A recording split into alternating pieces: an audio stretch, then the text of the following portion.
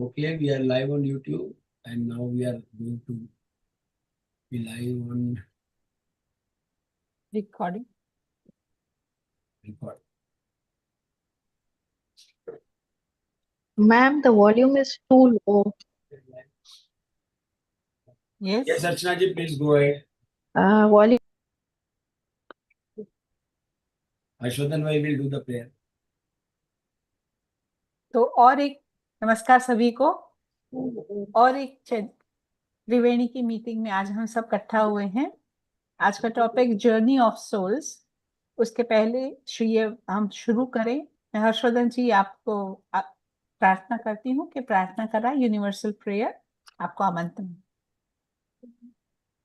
Thank you, Sarchana ji. Let us begin with the universal prayer. O hidden life, vibrant in every atom. O hidden life, vibrant in every atom. O hidden light, shining in every creature. O hidden light, shining in every creature. O hidden love, embracing all in oneness. O hidden love, embracing all in oneness. May each who feels himself as one with thee. May each who feels himself as one with thee know he is also one with every other. know he is also one with every other. Shanti, Shanti, Shanti. धन्यवाद हर्षवर्धन। तो आज का त्रिवेणी का और एक नई यात्रा का और एक नया पड़ाव। आज हम बात करेंगे जर्नी ऑफ सोल बुक की हाईलाइट के बारे में। आत्माओं की यात्रा पुस्तक का हम अध्ययन करेंगे। इसमें पहले इंग्लिश में चैत्रा जी बोलेंगी। तो ये शुरू करें उसके पहले उनका छोटा सा परिचय। चैत्रा गजुल्ला नागराजा, आप सहायक प्रोफेसर हैं और आपने कंप्यूटर साइंस और इंजीनियरिंग में बीई और एमटेक किया है। आप उसी में पीएचडी भी कर रही हैं। थियोसॉफिकल सोसाइटी में आप के नाना 50 वर्षों से अधिक समय से ईएस के सदस्य हैं। माँ के विचारों और उनकी रुचि से आपकी में थियोसॉफिकल सोसाइटी में रुचि हुई।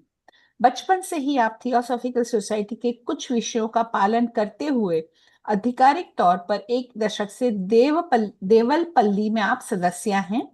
प्रत्येक रविवार को बैंगलोर सिटी लॉज में की बैठकों में आप बहुत भाग लेती हैं और युवा के कार्यक्रम में भी आप बहुत सारा काम करती हैं।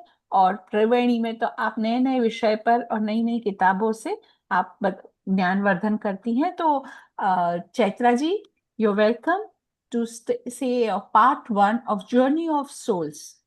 Welcome. Thank you, Archana ji. दिखा रहा हूँ, तो आप बोल Yes, yes. Okay. Good evening, everyone. Am I audible very clear? Is the audio fine? Loud and clear. Yeah. Thank you. So, let's start with the book called Journey of Souls today. So, I have taken this book for a purpose. So, when we go to the this book is written by Michael Newton. He's a psychotherapist. So, he has done some kind of interviews, hypnotherapy on some patients. Based on that records, this book have come. So, when we go to the next slide, why you should read this book?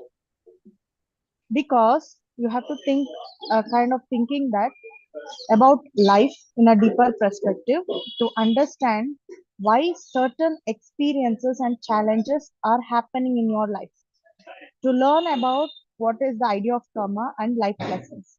This book is not just a kind of theory, it is like showing a practical evidence for us.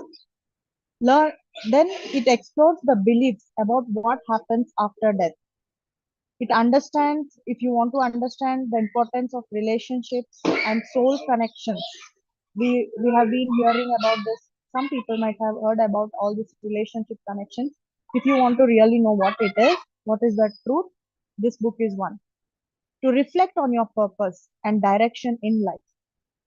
To gain comfort when dealing with loss or grief. How to deal with it if you have that question. Become more aware of personal growth and self-improvement. So this is the reason I have selected this book. After reading this book, I can confidently tell that people of any of this requirement can read this book more detailed. So today I will give only the summary and the taking takeaways of this book. So next slide, when I see the summary of the following chapters, I'm not discussing every chapter, but I will tell what does this chapter talk about. So the chapters are from 1 to 15. So this chapters are showing the stages of a soul after death till the next birth. So what do they speak about? Every chapter has some two, three case studies. Some have one case study, some have two, three case studies talking about that particular stage of a soul after death. So in the first, death and departure. So they will give an example, real case study, where what happened after the death, how the transition happened. In second chapter, they will tell about how the journey happens after the death, the moment they go to the spirit world. So there is a concept of spirit world. So homecoming. Next is the third, homecoming. After they go to the spirit world, souls feel that they are connected to their loved ones. They call it as a home. Then we have the displaced soul. Sometimes the souls have to go through some kind of adjustments and healing to happen. Why they have to do this? Here there is a discussion about the suicides or some people who are harming other lives. How are they treated after it? Then we have something called orientation.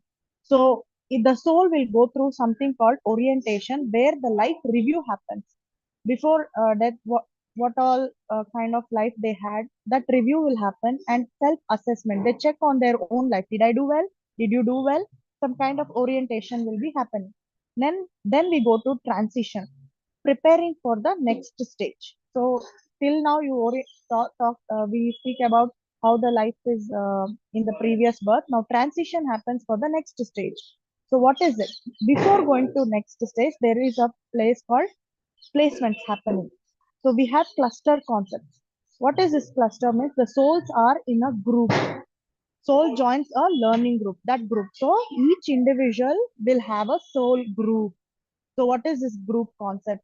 So when we go detailed in those cases, you'll get the dialogues between the doctor and the patient, and what are they thinking about the group souls. What is the meaning of soulmates? But I have given today in this presentation, you will have a kind of short understanding about this. Then we go to the eighth chapter, that is our guides. Who are our guides? What is that meaning of guides? Who are the spiritual teachers, support growth, and so on. Then 9, 10, 11 will explain you about the beginner soul, intermediate soul, and advanced soul.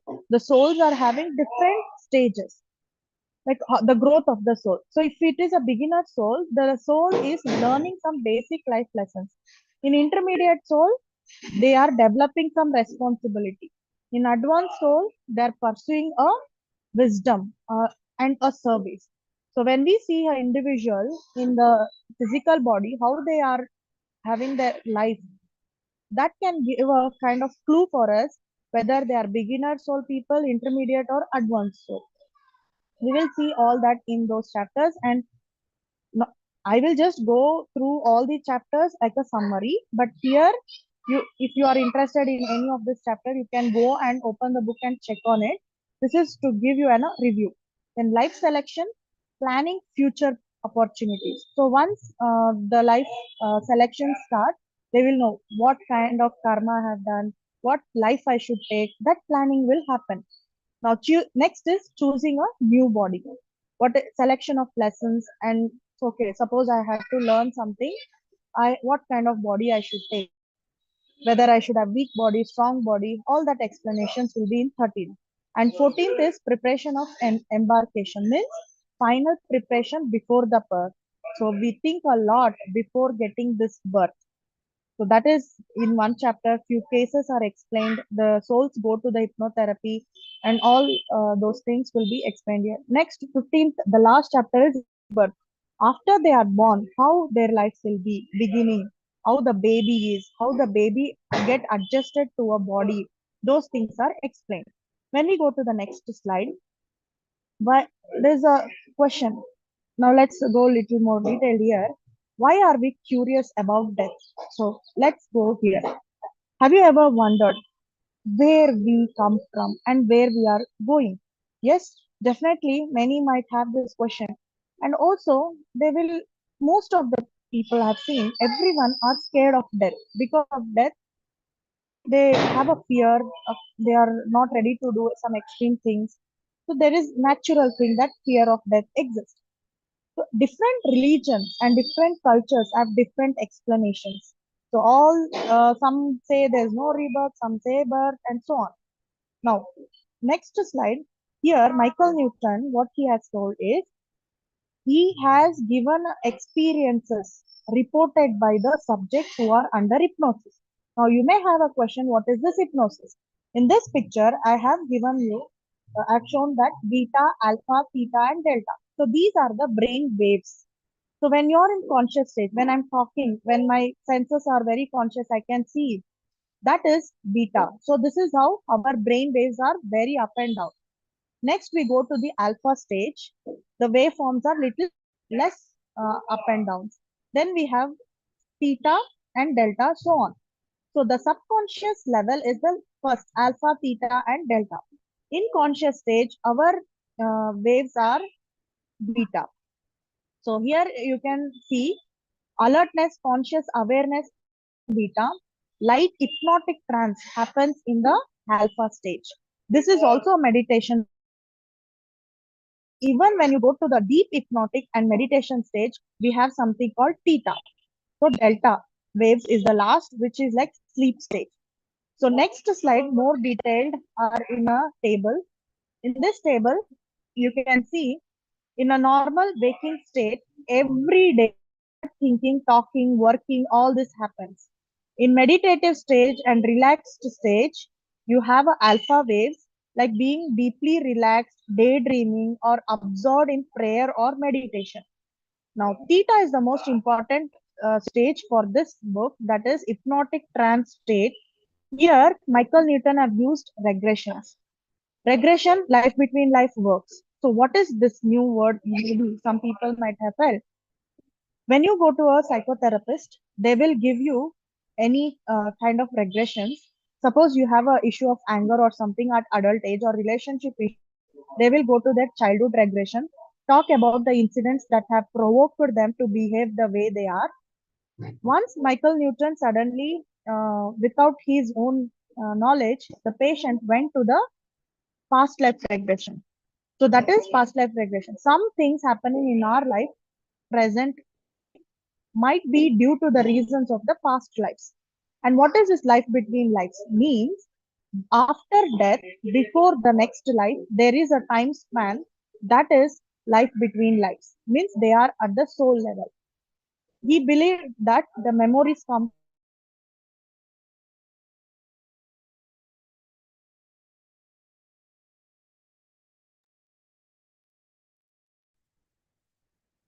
We'll wait for a minute. Well, Chaitra has the next slide. Huh? No, continue. You are frozen for a while. Okay. Michael Newton was a hypnotherapist. He used deep hypnosis to help people recall memories. Before he was a traditional clinical psychotherapist, but without, he himself didn't know that this thing, kind of hypnosis works for many people. What he said that whether you believe or not, my patients are getting help. They are getting away from all the medicines which the doctors in clinical psychology, they provide some medicines they don't need, they stop depending on them. So that was the reason he started continuing this method. So there is a Michael Newton Institute presently available. Many people who have already done 2 years of hypnotherapist therapy with any of the patients, they give certified courses for them.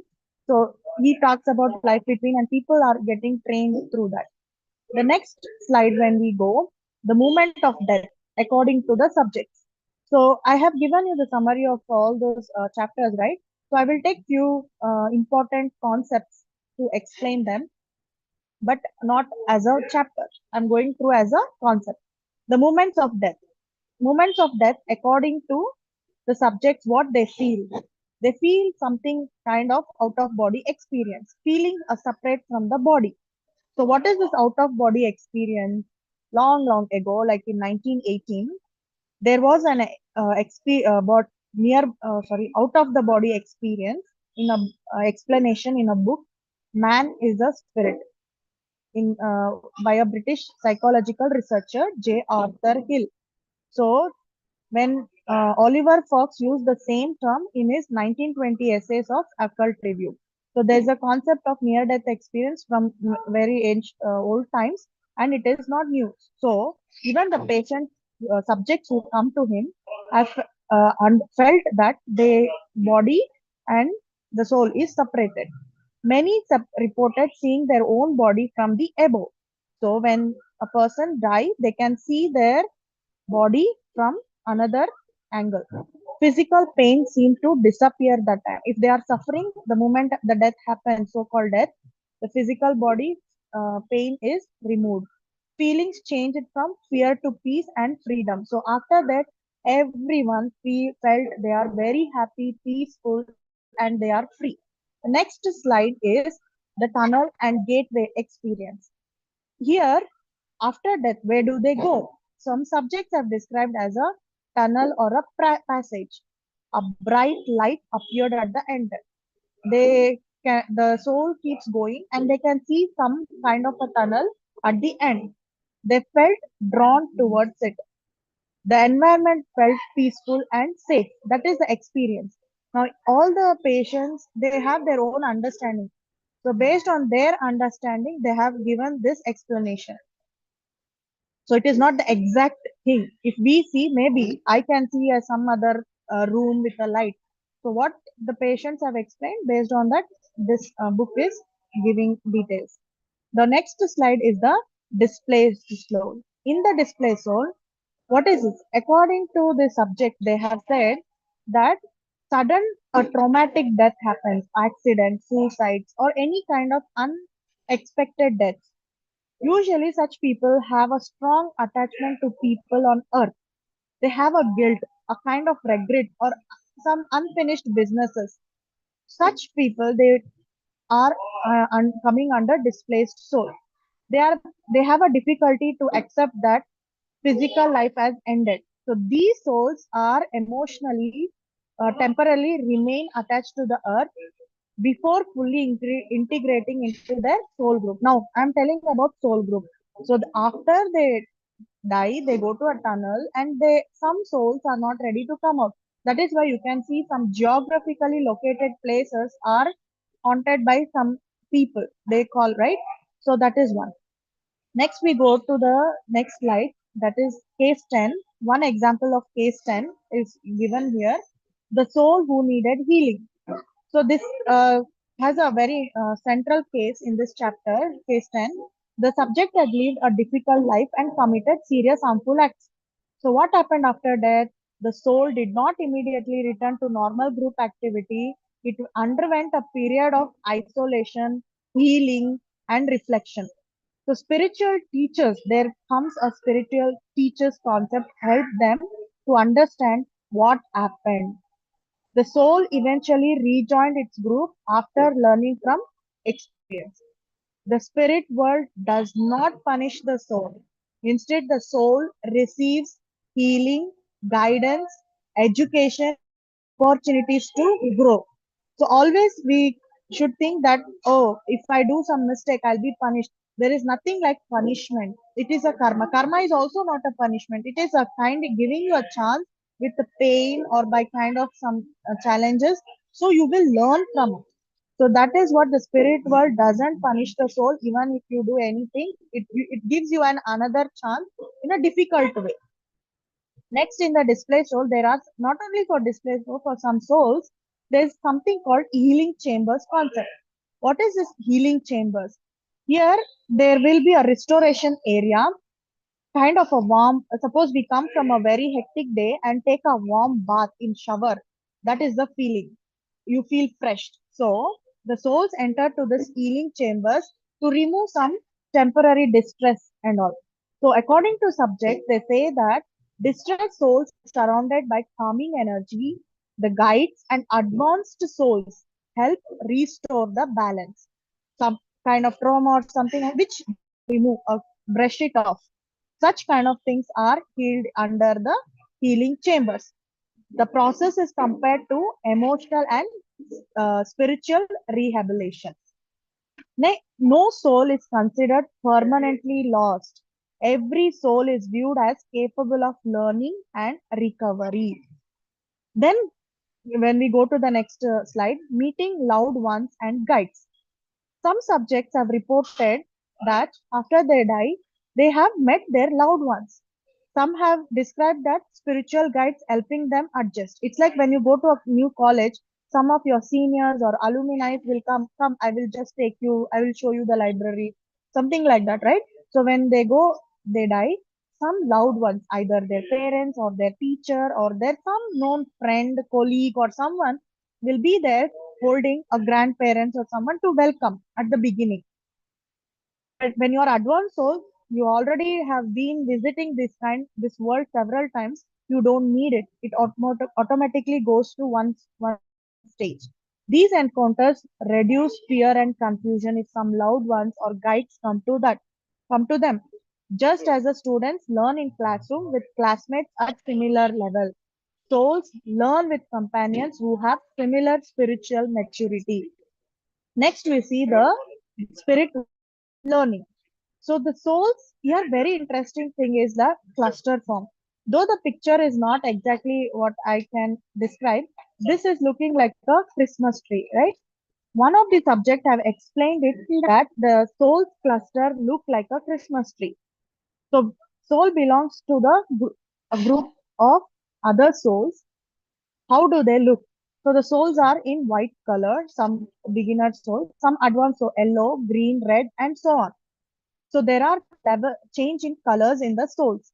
When the soul is going from one cluster to there are many clusters. Okay, as they go from one to other, they can feel some old souls whom they have met in different lives. So they learn alongside souls of similar development. When they go to their cluster, they get sync with it. And next life, again, another cluster, or maybe in the same cluster. So learning continues between incarnations. Every time you grow, you have a you when the person dies and go to a particular cluster. So there will be a similar wavelength people in that cluster. If you have learned, you go to the another cluster. So there is a continuous learning between the incarnations. Now, teachers and guides help souls understand lessons from previous lives. So there is a class home for us. Then spirit world and learning in the next case. The same case 10 explains about learning through mistakes.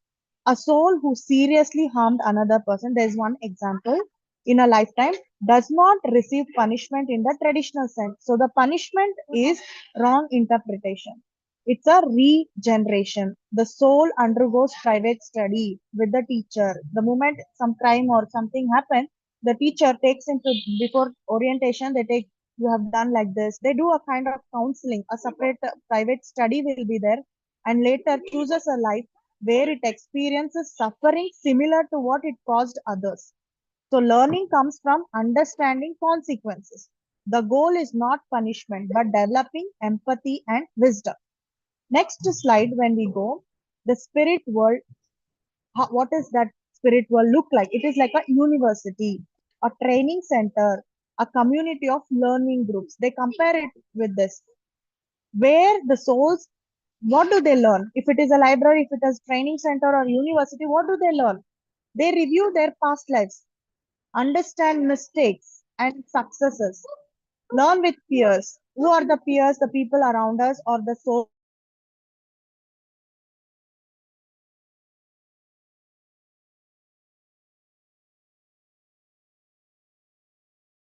Hello, Chaitra ji.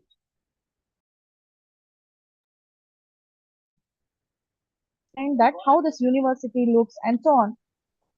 Check. Okay. Last Chaitra ji, last slide you have yes, to yes. repeat. Is that the last slide? No. Please repeat. Arshna, you No. are on mute. आप ये वाली slide का learning comes from understanding consequences फिर से बोल दीजिए. Okay. Learning comes from understanding consequence. The goal is not punishment, but developing empathy and wisdom. So one example in case 10 was that one person did a mistake. So we should not consider it as a punishment. He was given the same chance like his victim to face the same problems. So they will understand how it feels when others are suffering. That is empathy and wisdom. The next slide, like how the spirit world looks, a university, a training center, a community of learning groups, and so on. So here, what do they learn? They learn from their past life. There is no separate lessons for them. They have their past lives as a evidence, understand mistakes and successes, learn with peers. Peers means the soul groups and also the people around us. They receive guidance from teachers, prepare for future incarnations. That is what happens in the learning stage. Next slide when you go, that is spiritual library in case 16. He describes one of the subject explains that how it looks. It looks like a Greek temple for one person, where his teacher Carla welcomes him inside. He sees a large library. So there are guides and they are given, every soul are given the name. Same like JK's Life of Alkanian. Alkanian is a soul name, right? Same way the souls are given a name. Carla is one of the teacher's name. He senses he will be there to welcome. A large library will be there. Souls gathered around tables. A peaceful study environment will be there. And learning discussion among the soul groups do happen. Here there is no written words. There are large books with thick white pages. Information appeared as a living, moving images. If anyone has seen Harry Potter movie, you can see it will be like a 3D view, like people really exist. So their life itself is a book, and that book these people are reviewing. Next, last slide for the first chapter. That is, according to the case, souls use these books to review past lives. Important choices they make. What are they? Mistakes made, alternative possibilities that could have been chosen in their life. They might have selected something. If I had selected another choice, how would my life would have been? The subject says we can see our lives and the alternatives in this placement. A review is happening. So we'll go to part 2 in the next slides. Thank you. Chaitra ji, like as usual, your slides are very precise, informative and clear. Thank you so much. अब मैं आमंत्रित करना चाहूंगी यमुनावती जी को, जो आज का जो जर्नी ऑफ सोल्स है उसको कन्नड़ा में प्रस्तुत करेंगी पार्ट 1। पर उसके पहले उनका छोटा सा परिचय। यमुनावती एम, आप शिक्षा में आपने MA और BEd किया है। आप व्यवसाय से शिक्षिका हैं। 2011 से TS की सदस्य हैं। बैंगलोर सिटी लॉज में TS की लाइब्रेरी में आपने बहुत काम किया है। अब बैंगलोर सिटी लॉज में थियोसॉफिकल सूचना केंद्र में आप काम कर रही हैं।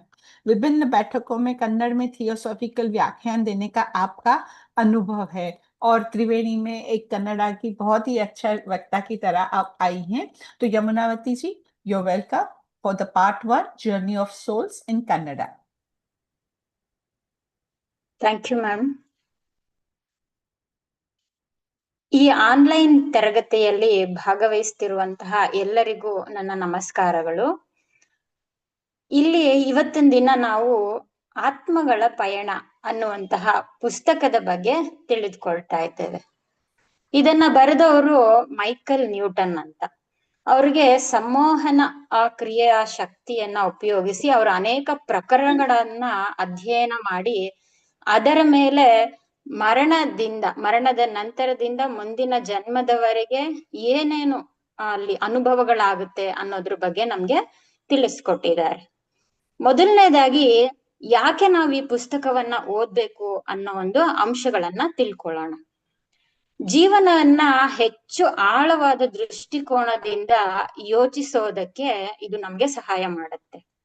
ಕೆಲವು ನಿರ್ದಿಷ್ಟ ಅನುಭವಗಳು, ಸವಾಲುಗಳು ಯಾಕೆ ನಮ್ಮ ಜೀವನದಲ್ಲಿ ಎದುರಾಗುತ್ತವೆ ಅನ್ನೋದನ್ನ ನಾವು ಅರ್ಥ ಮಾಡ್ಕೊಳ್ಬಹುದು. ಹಾಗೆ ಕರ್ಮ ಮತ್ತು ಜೀವನದ ಪಾಠಗಳ ಕಲ್ಪನೆಯ ಬಗ್ಗೆ ನಾವು ತಿಳಿದುಕೊಳ್ಬಹುದು. ಮರಣದ ನಂತರ ಏನಾಗುತ್ತೆ ಎಂಬ ನಂಬಿಕೆಗಳು ಇವುಗಳ ಬಗ್ಗೆ ಅನ್ವೇಷಣೆಗಳನ್ನ ನಾವು ಮಾಡಬಹುದು. ಹಾಗೆ ನಮಗೆ ಭೌತಿಕ ಸಂಬಂಧಗಳು ಮತ್ತೆ ಆತ್ಮನ ಸಂಬಂಧಗಳ ಮಹತ್ವವನ್ನ ಅರ್ಥ ಮಾಡ್ಕೊಳ್ಳೋದಿಕ್ಕೆ ಈ ಗ್ರಂಥ ನಮ್ಗೆ ಸಹಾಯ ಮಾಡುತ್ತೆ. ನಮ್ಮ ಜೀವನದ ಉದ್ದೇಶ ಮತ್ತು ದಿಕ್ಕಿನ ಬಗ್ಗೆ ನಾವೇ ಆತ್ಮಾವಲೋಕನ ಮಾಡಿಕೊಳ್ಳಲು ಸಹಾಯ ಮಾಡುತ್ತೆ. ನಷ್ಟ ಅಥವಾ ದುಃಖವನ್ನ ಎದುರಿಸುವಾಗ ಸಾಂತ್ವನ ಪಡೆಯುವುದಕ್ಕೆ ಸಹಾಯ ಮಾಡುತ್ತೆ. ನಮ್ಮ ಬೆಳವಣಿಗೆ ಮತ್ತು ಆತ್ಮನ ಸುಧಾರಣೆಯ ಬಗ್ಗೆ ಹೆಚ್ಚು ನಮ್ಮನ್ನ ಜಾಗೃತಗೊಳಿಸುತ್ತೆ. ಈ ಎಲ್ಲ ಅಂಶಗಳ ಕಾರಣದಿಂದ ನಾವು ಈ ಪುಸ್ತಕವನ್ನ ಓದ್ಲೇಬೇಕು ಅಂತ ಅರ್ಥ ಮಾಡ್ಕೊಳ್ಬೇಕು. ಹಾಗೆ ಈ ಗ್ರಂಥದಲ್ಲಿ ಒಟ್ಟು 15 ಅಧ್ಯಾಯಗಳಿದೆ. ಆ ಅಧ್ಯಾಯಗಳ ಸಾರಾಂಶವನ್ನ ಈ ರೀತಿ ಹೇಳ್ಬಹುದು. ಮೊದಲನೇ ಅಧ್ಯಾಯದಲ್ಲಿ ಮರಣ ಮತ್ತು ನಿರ್ಗಮನದ ಬಗ್ಗೆ ಹೇಳ್ತಾರೆ. ಅದರಿಂದ ನಮ್ಗೆ ಏನು ಸಾರಾಂಶ ಸಿಗುತ್ತೆ ಅಂದ್ರೆ, ಮರಣ ಕೇವಲ ಒಂದು ಪರಿವರ್ತನೆ ಅಷ್ಟೇ ಅನ್ನೋದನ್ನ ನಾವು ಅರ್ಥ ಮಾಡ್ಕೊಳ್ತೀವಿ. ಎರಡನೇ ಅಧ್ಯಾಯದಲ್ಲಿ ಆತ್ಮಗಳ ಲೋಕಕ್ಕೆ ದ್ವಾರ. ಇದ್ರಲ್ಲಿ ಏನಾಗುತ್ತೆ ಅಂದ್ರೆ, ಪ್ರಯಾಣ ಹೇಗೆ ನಮ್ದು ಮುಂದುವರಿಯುತ್ತೆ ಮರಣದ ನಂತರ ಅನ್ನೋದನ್ನ ತಿಳಿಸ್ಕೊಡ್ತಾರೆ. ಮೂರನೇದಾಗಿ ಮನೆಗೆ ಮರಳುವುದು ಅಂತ ಹೇಳ್ತಾರೆ. ಇದ್ರಲ್ಲಿ ಆತ್ಮಗಳು ತಮ್ಮ ಪ್ರೀತಿ ಪಾತ್ರರೊಂದಿಗೆ ಮತ್ತೆ ಹೇಗೆ ಒಂದಾಗುತ್ತವೆ ಅನ್ನೋದ್ರ ಬಗ್ಗೆ ಉದಾಹರಣೆಗಳ ಮೂಲಕ ತಿಳಿಸ್ಕೊಡ್ತಾರೆ. ಹಾಗೆ ದಿಕ್ಕು ತಪ್ಪಿದ ಆತ್ಮಗಳು ಅನ್ನೋ ಈ ಒಂದು ಅಧ್ಯಾಯದಲ್ಲಿ ಹೊಂದಾಣಿಕೆ ಮತ್ತು ಗುಣಮುಖವಾಗುವಂತಹ ಪ್ರಕ್ರಿಯೆಯನ್ನ ಹೇಗೆ ನಡೆಯುತ್ತೆ ಅನ್ನೋದ್ರ ಬಗ್ಗೆ ನಮ್ಗೆ ಸೂಚನೆಗಳು ಸಿಗುತ್ತೆ. ಇನ್ನು 5ನೇ ಅಧ್ಯಾಯದಲ್ಲಿ ದೃಷ್ಟಿಕೋನದ ನಿರ್ಧಾರ ಅಂದ್ರೆ ಜೀವನದ ಅವಲೋಕನ ಮತ್ತೆ ಸ್ವಯಂ ಮೌಲ್ಯಮಾಪನದ ಬಗ್ಗೆ, ನಮ್ಮನ್ನ ನಾವೇ ಮೌಲ್ಯಮಾಪನ ಮಾಡ್ಕೊಳ್ಳುವಂತಹ ಒಂದು ಪ್ರಕರಣ ಅಲ್ಲಿ ಉದಾಹರಣೆಯಾಗಿ ನಮ್ಗೆ ಸಿಗುತ್ತೆ. ಇನ್ನು 6ನೇ ಅಧ್ಯಾಯದಲ್ಲಿ ಪರಿವರ್ತನೆಯ ಬಗ್ಗೆ ಹೇಳ್ತಾರೆ. ಅಂದ್ರೆ ಮುಂದಿನ ಹಂತಕ್ಕೆ ನಾವು ಸಿದ್ಧತೆ ಮಾಡ್ಕೊಳ್ತೀನಿ ನಮ್ಮನ್ನ ನಾವು. ಇನ್ನು 7ನೇ ಅಧ್ಯಾಯದಲ್ಲಿ ಸ್ಥಾನ ನಿಯೋಜನೆ ಅಂತ, ಅದರಲ್ಲಿ ಆತ್ಮಗಳು ಕಲಿಯುವ ಗುಂಪಿಗೆ ಹೇಗೆ ಸೇರ್ಕೊಳ್ಳುತ್ತೆ ಅನ್ನೋದ್ರ ಬಗ್ಗೆ ತಿಳಿಸ್ಕೊಡ್ತಾರೆ. 8ನೇ ಅಧ್ಯಾಯದಲ್ಲಿ ನಮ್ಮ ಮಾರ್ಗದರ್ಶಕರು ಅಂದ್ರೆ ಆಧ್ಯಾತ್ಮಿಕ ಗುರುಗಳು ಬೆಳವಣಿಗೆಗೆ ಹೇಗೆ ನಮ್ಗೆ ಬೆಂಬಲ ನೀಡ್ತಾರೆ ಅನ್ನೋದ್ರ ಬಗ್ಗೆ ಇರುತ್ತೆ. ಇನ್ನು 8, 9 ಮತ್ತು 10ನೇ ಈ 3 ಅಧ್ಯಾಯದಲ್ಲಿ ಆತ್ಮನ ಯಾತ್ರೆಗಳು ಅಂದ್ರೆ ಆರಂಭಿಕ ಆತ್ಮ, ಮಧ್ಯಂತರ ಆತ್ಮ ಮತ್ತೆ ಮುಂದುವರಿದ ಆತ್ಮ, ಈ 3 ಆತ್ಮಗಳು ಏನೆಲ್ಲ ಕೆಲಸಗಳನ್ನ ಮಾಡುತ್ತೆ ಅಂತ. ಆರಂಭಿಕ ಆತ್ಮಗಳಾದ್ರೆ ಜೀವನದ ಮೂಲಭೂತ ಪಾಠಗಳನ್ನ ಕಲಿಯುತ್ತೆ. ಮಧ್ಯಂತರ ಆತ್ಮಗಳಾದ್ರೆ ಜವಾಬ್ದಾರಿಯನ್ನ ಬೆಳೆಸ್ಕೊಳ್ಳೋದನ್ನ ಕಲಿಯುತ್ತೆ. ಮುಂದುವರಿದ ಆತ್ಮಗಳಾದ್ರೆ ಜ್ಞಾನ ಮತ್ತು ಸೇವೆಯ ಅನ್ವೇಷಣೆಯಲ್ಲಿ ಇರ್ತಾರೆ ಅಂತ ತಿಳಿದು ಬರುತ್ತೆ. ಇನ್ನು 12ನೇ ಅಧ್ಯಾಯದಲ್ಲಿ ಜೀವನದ ಆಯ್ಕೆ ಬರುತ್ತೆ. ಅಂದ್ರೆ ಭವಿಷ್ಯದಲ್ಲಿ ಅವಕಾಶಗಳ ಯೋಜನೆಯನ್ನ ನಾವು ರೂಪಿಸ್ಕೊಳ್ತೇವೆ. 13ನೇದು ಹೊಸ ದೇಹದ ಆಯ್ಕೆ. ಇದರಲ್ಲಿ ಹೊಸ ಒಂದು ದೇಹಗಳ ಆಯ್ಕೆ ಮಾಡ್ಕೊಂಡು ಯಾವ ಪಾಠಗಳನ್ನ ಯಾವ ಸವಾಲುಗಳನ್ನ ನಾವು ಆಯ್ದುಕೊಳ್ತೇವೋ ಅಂತಹ ದೇಹಗಳನ್ನ ನಾವು ಆಯ್ಕೆ ಮಾಡ್ಕೊಳ್ತೇವೆ. ಇನ್ನು 14ನೇ ಅಧ್ಯಾಯದಲ್ಲಿ ಅವತರಣಕ್ಕೆ ಸಿದ್ಧತೆ ಅಂದ್ರೆ ಜನನಕ್ಕೆ ಮುಂಚೆ ನಮ್ಮ ಅಂತಿಮ ಸಿದ್ಧತೆ ಹೇಗಿರುತ್ತೆ ಅನ್ನೋದನ್ನ ನೋಡ್ಕೊಳ್ತೇವೆ. ಕೊನೆಯದಾಗಿ 15ನೇ ಅಧ್ಯಾಯದಲ್ಲಿ ಪುನರ್ಜನ್ಮ ಅಂದ್ರೆ ಹೊಸ ಜೀವನದ ಪ್ರಯಾಣ ಆರಂಭ ಆಗುತ್ತೆ. ಇನ್ನ ಪೀಠಿಕೆಯ ರೂಪದಲ್ಲಿ ಏನ್ ಹೇಳ್ಬೋದು ಅಂದ್ರೆ, ಮರಣದ ಬಗ್ಗೆ ನಮ್ಗೆ ಕುತೂಹಲ ಯಾಕೆ ಅಂದ್ರೆ, ಅಥವಾ ನಾವು ಎಲ್ಲಿಂದ ಬಂದಿದ್ದೀವಿ ಮತ್ತೆ ಎಲ್ಲಿಗೆ ಹೋಗ್ತಾ ಇದ್ದೇವೆ ಅನ್ನೋದನ್ನ ನಾವೆಂದಾದ್ರೂ ಯೋಚನೆ ಮಾಡಿದೀವಾ? ಆದ್ರೆ ಮರಣದ ಭಯ ಎಲ್ರಿಗೂ ಸಹಜವಾಗಿದೆ. ಇನ್ನ ಧರ್ಮಗಳಲ್ಲಿ, ವಿಭಿನ್ನ ಧರ್ಮಗಳಲ್ಲಿ, ಸಂಸ್ಕೃತಿಗಳಲ್ಲಿ ಇದಕ್ಕೆ ಭಿನ್ನ ಭಿನ್ನ ವಿವರಣೆಗಳನ್ನ ಕೊಟ್ಟಿದ್ದಾರೆ. ಉದಾಹರಣೆಗೆ ಹಿಂದೂ ಧರ್ಮದಲ್ಲಿ ಒಂದು ರೀತಿ, ಮುಸ್ಲಿಂ ಧರ್ಮ, ಕ್ರೈಸ್ತ ಧರ್ಮ, ಬೌದ್ಧ ಧರ್ಮದಲ್ಲಿ, ಹೀಗೆ ಪ್ರತಿಯೊಂದು ಧರ್ಮಗಳಲ್ಲೂ ಮರಣದ ಬಗ್ಗೆ ಬೇರೆ ಬೇರೆ ವಿವರಗಳನ್ನ ಕೊಡ್ತಾ ಹೋಗ್ತಾರೆ. ಇಲ್ಲಿ ಲೇಖಕರು ತಮ್ಮ ಸಂಶೋಧನೆಗಳನ್ನ ನಡೆಸಿದ್ದಾರೆ.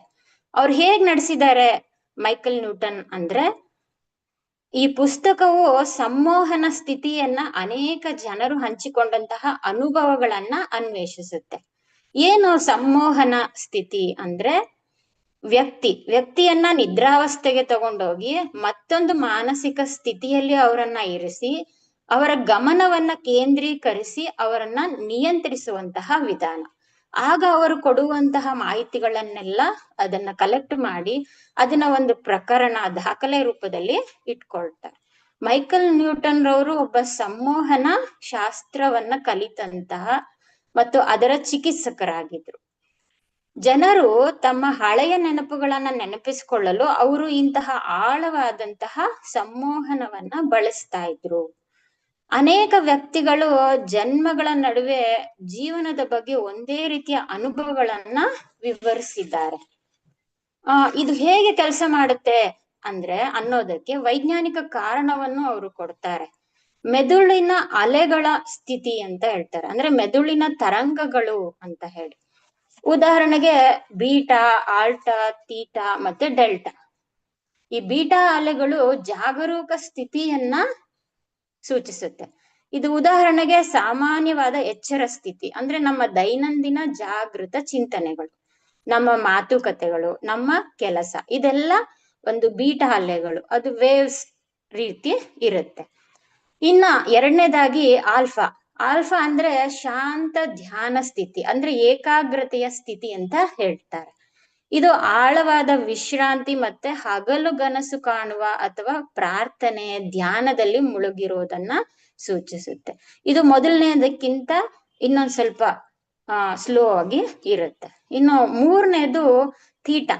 ತೀಟಾ ಅಂದ್ರೆ ವಿಶ್ರಾಂತ ಸ್ಥಿತಿ. ಇದೇ ಸಂಮೋಹನ ತನ್ಮಯತೆಯ ಸ್ಥಿತಿ.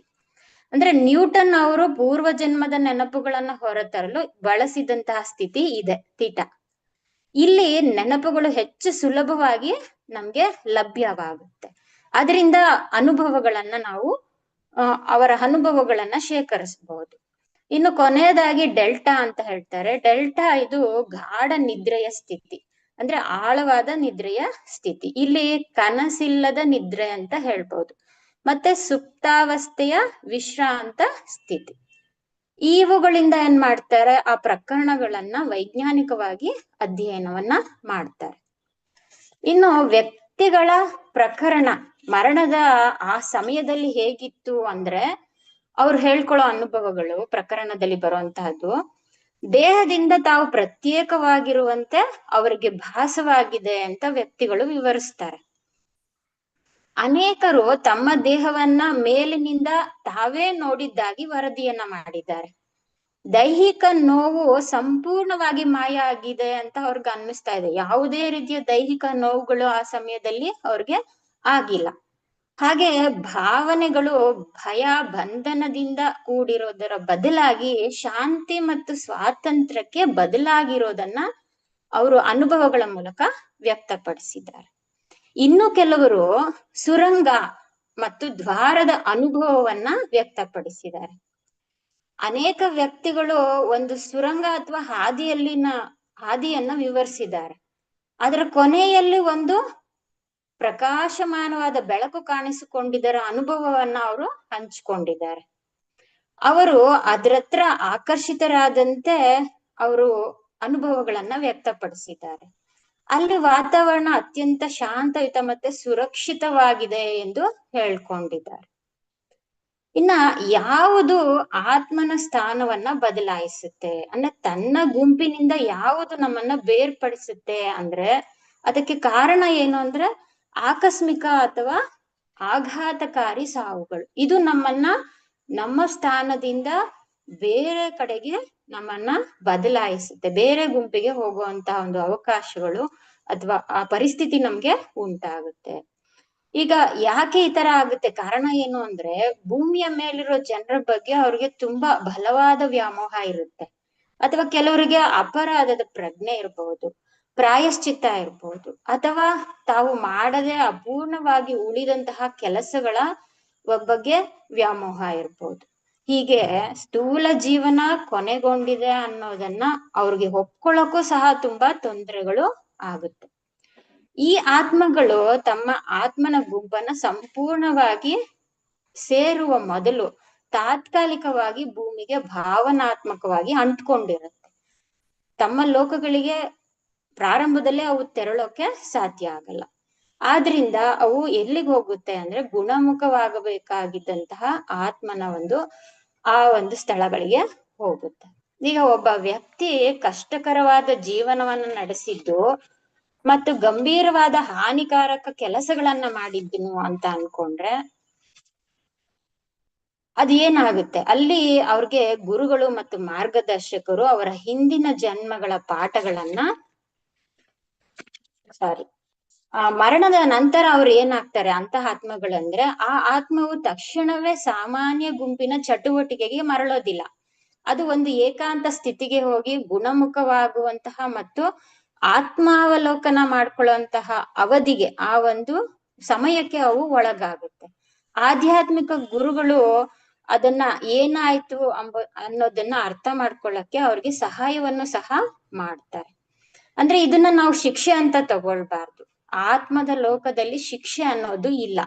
ಬದಲಾಗಿ ಆತ್ಮ ಗುಣಮುಖವಾಗುವಿಕೆಯನ್ನ ಮಾರ್ಗದರ್ಶನ ಮತ್ತೆ ಶಿಕ್ಷಣ ಮತ್ತೆ ಬೆಳೆಯಲು ಅವಕಾಶಗಳನ್ನ ಪಡೆಯುತ್ತೆ. ಆತ್ಮ ಅಂತಿಮವಾಗಿ ಆ ಅನುಭವದಿಂದ ಕಲಿತ ನಂತರ ತನ್ನ ಗುಂಪನ್ನ ಮತ್ತೆ ಹೋಗಿ ಸೇರುತ್ತೆ. ಈಗ ಗುಣಪಡಿಸುವ ಕೊಠಡಿಗಳು ಅಲ್ಲಿ ಇರುತ್ತೆ, ಹೀಲಿಂಗ್ ಚೇಂಬರ್ಸ್ ಅಂತ. ಆ ಸಂಕಟದಲ್ಲಿರುವ ಆತ್ಮಗಳನ್ನ ಶಾಂತಗೊಳಿಸುವ ಶಕ್ತಿಯಿಂದ ಆವರಿಸಿಕೊಂಡ ಹಾಗೆ ಮಾಡಲಾಗುತ್ತೆ. ಮಾರ್ಗದರ್ಶಕರು ಮತ್ತೆ ಮುಂದಿರುವಂತಹ ಆತ್ಮಗಳು ಸಮತೋಲನವನ್ನ ಮತ್ತೆ ಮರುಸ್ಥಾಪಿಸಿಕೊಳ್ತಾರೆ. ಅವ್ರಿಗೆ ಸಹಾಯವನ್ನ ಮಾಡಲಾಗುತ್ತೆ.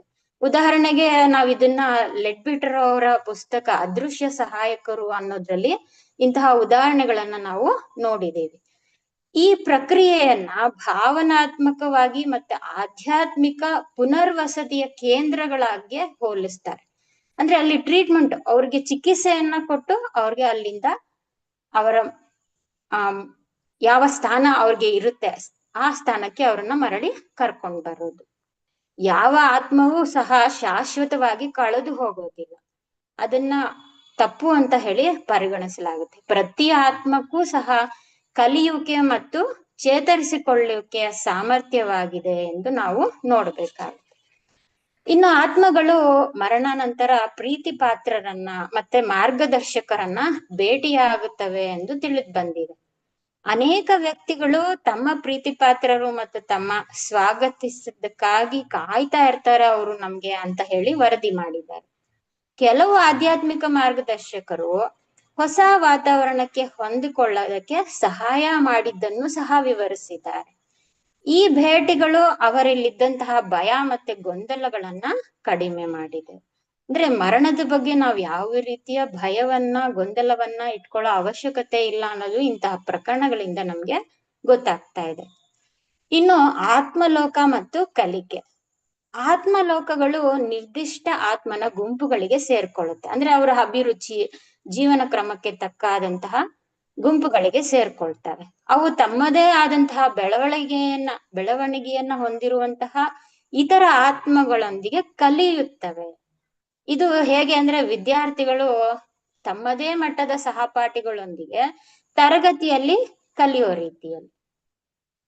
ಜನ್ಮಗಳ ನಡುವಿನ ಅವಧಿಯಲ್ಲೂ ಸಹ ಕಲಿಕೆ ಮುಂದುವರಿಯುತ್ತೆ. ಅಂದ್ರೆ ಕಲಿಕೆ ಸದಾ ಇರುತ್ತೆ ಅನ್ನೋದಕ್ಕೆ ಇಲ್ಲಿ ನಮ್ಗೆ ಆಧಾರಗಳು ಸಿಗ್ತಾ ಇದೆ. ಗುರುಗಳು ಮತ್ತು ಮಾರ್ಗದರ್ಶಕರು ಸಹ ಇಂದಿನ ಜನ್ಮಗಳ ಪಾಠಗಳನ್ನ ಅರ್ಥ ಮಾಡಿಕೊಳ್ಳೋದಕ್ಕೆ ಈ ಆತ್ಮಗಳಿಗೆ ಸಹಾಯವನ್ನ ಮಾಡ್ತಾರೆ. ಇನ್ನು ತಪ್ಪುಗಳ ಮೂಲಕ ಕಲಿಯುವಿಕೆ. ಮತ್ತೊಬ್ಬ ವ್ಯಕ್ತಿ ತೀವ್ರವಾಗಿ ಹಾನಿ ಮಾಡಿದಂತಹ ಆತ್ಮಕ್ಕೆ ಸಂಪ್ರದಾಯದಲ್ಲಿ ಹೇಳುವ ಹಾಗೆ ಶಿಕ್ಷೆ ಸಿಗೋದಿಲ್ಲ. ನಾವು ಶಿಕ್ಷೆ ಕೊಡ್ತಾರೆ ಅಂತ ಅನ್ಕೊಳ್ತೀವಿ, ಇಲ್ಲ. ಅಧ್ಯಯನಕ್ಕೆ ಒಳಗಾದ ವ್ಯಕ್ತಿ ವಿವರಿಸೋದೇನಪ್ಪಾ ಅಂದ್ರೆ ಶಿಕ್ಷೆ ಅನ್ನೋದು ತಪ್ಪು ವ್ಯಾಖ್ಯಾನ ಅಂತ ಹೇಳ್ತಾರೆ. ಅದನ್ನ ಆ ರೀತಿ ಬಳಸಬಾರ್ದು. ಇದು ಪುನರುಜ್ಜೀವನ ಅಂತ, ರೀಜನರೇಷನ್ ಅಂತ ಹೇಳ್ತಾರೆ. ಪರಿವರ್ತನೆ, ಆತ್ಮವನ್ನ ಪರಿವರ್ತನೆಗೊಳಿಸೋದು. ಆತ್ಮ ಶಿಕ್ಷಕರೊಂದಿಗೆ ಖಾಸಗಿಯಾಗಿ ಅಧ್ಯಯನಕ್ಕೆ ಒಳಗಾಗುತ್ತೆ. ಮತ್ತೆ ನಂತರ ತಾನು ಇತರರಿಗೆ ನೀಡಿದಂತಹ ನೋವಿನಂತಹದ್ದೇ ಅನುಭವಗಳನ್ನ ಪಡೆದುಕೊಂಡು ಅಂತಹ ಜೀವನವನ್ನ ಆಯ್ಕೆ ಮಾಡಿಕೊಂಡು ಅದನ್ನ ಅನುಭವಕ್ಕೆ ತಂದ್ಕೊಂಡು ನಾನು ಮಾಡಿದ್ದು ತಪ್ಪು ಅನ್ನೋದನ್ನ ಅದು ಅರಿವಿಗೆ ತಂದ್ಕೊಳ್ಳುತ್ತೆ. ಅಂದ್ರೆ ಶಿಕ್ಷೆ ನೀಡೋದು ಗುರಿಯಲ್ಲ, ಸಹಾನುಭೂತಿ ತೋರಿಸೋದು, ಬೆಳೆಸುವುದೇ ಗುರಿ. ಆತ್ಮಗಳನ್ನ ಬೆಳೆಸುವುದೇ ಇಲ್ಲಿ ಗುರಿ ಆಗಿರುತ್ತೆ. ನಾವು ಪರಿಣಾಮಗಳನ್ನ ಅರ್ಥ ಮಾಡ್ಕೊಂಡು ಕಲಿಯೋದ್ರಿಂದ ಕಲಿಕೆ ಉಂಟಾಗುತ್ತೆ. ಗುರಿ ಶಿಕ್ಷೆ ಆಗಿರಬಾರ್ದು, ಬದಲಿಗೆ ಸಹಾನುಭೂತಿ ಮತ್ತೆ ಬುದ್ಧಿವಂತಿಕೆಯನ್ನ ಬೆಳೆಸಿಕೊಳ್ಳುವಂತಹ ಅಲ್ಲಿ ಸಿದ್ಧಪಡಿಸಿರ್ತಾರೆ. ಅದು ಹಾಗೆ ಇರುವಂತಹದ್ದು. ಅದನ್ನ ವಿಶ್ವವಿದ್ಯಾಲಯಕ್ಕೆ ಹೋಲಿಕೆ ಮಾಡ್ತಾರೆ. ಅಂದ್ರೆ ಅವರು ಆತ್ಮಗಳ ಲೋಕವನ್ನ ಒಂದು ವಿಶ್ವವಿದ್ಯಾಲಯ, ತರಬೇತಿಯ ಕೇಂದ್ರ ಅಥವಾ ಕಲಿಕಾ ಗುಂಪುಗಳ ಸಮುದಾಯಕ್ಕೆ ಹೋಲಿಸ್ತಾರೆ. ಅಲ್ಲಿ ಆತ್ಮಗಳು ತಾವು ಕಳೆದಂತಹ ಜನ್ಮಗಳನ್ನ ಅವಲೋಕನ ಮಾಡ್ತಾರೆ. ತಪ್ಪುಗಳು, ಯಶಸ್ಸುಗಳು ಏನಾಯ್ತು ಅರ್ಥ ಮಾಡ್ಕೊಳ್ತಾರೆ. ತಮ್ಮ ಸಹಪಾಠಿಗಳೊಂದಿಗೆ ಸೇರ್ಕೊಂಡು ಕಲಿತಾರೆ.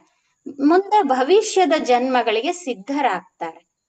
ಇದು ಇಲ್ಲಿನ ಬಹಳ ಮುಖ್ಯವಾದ ಅಂಶ, ನಾವು ಗಮನಿಸ್ಬೇಕಾಗಿರೋದು.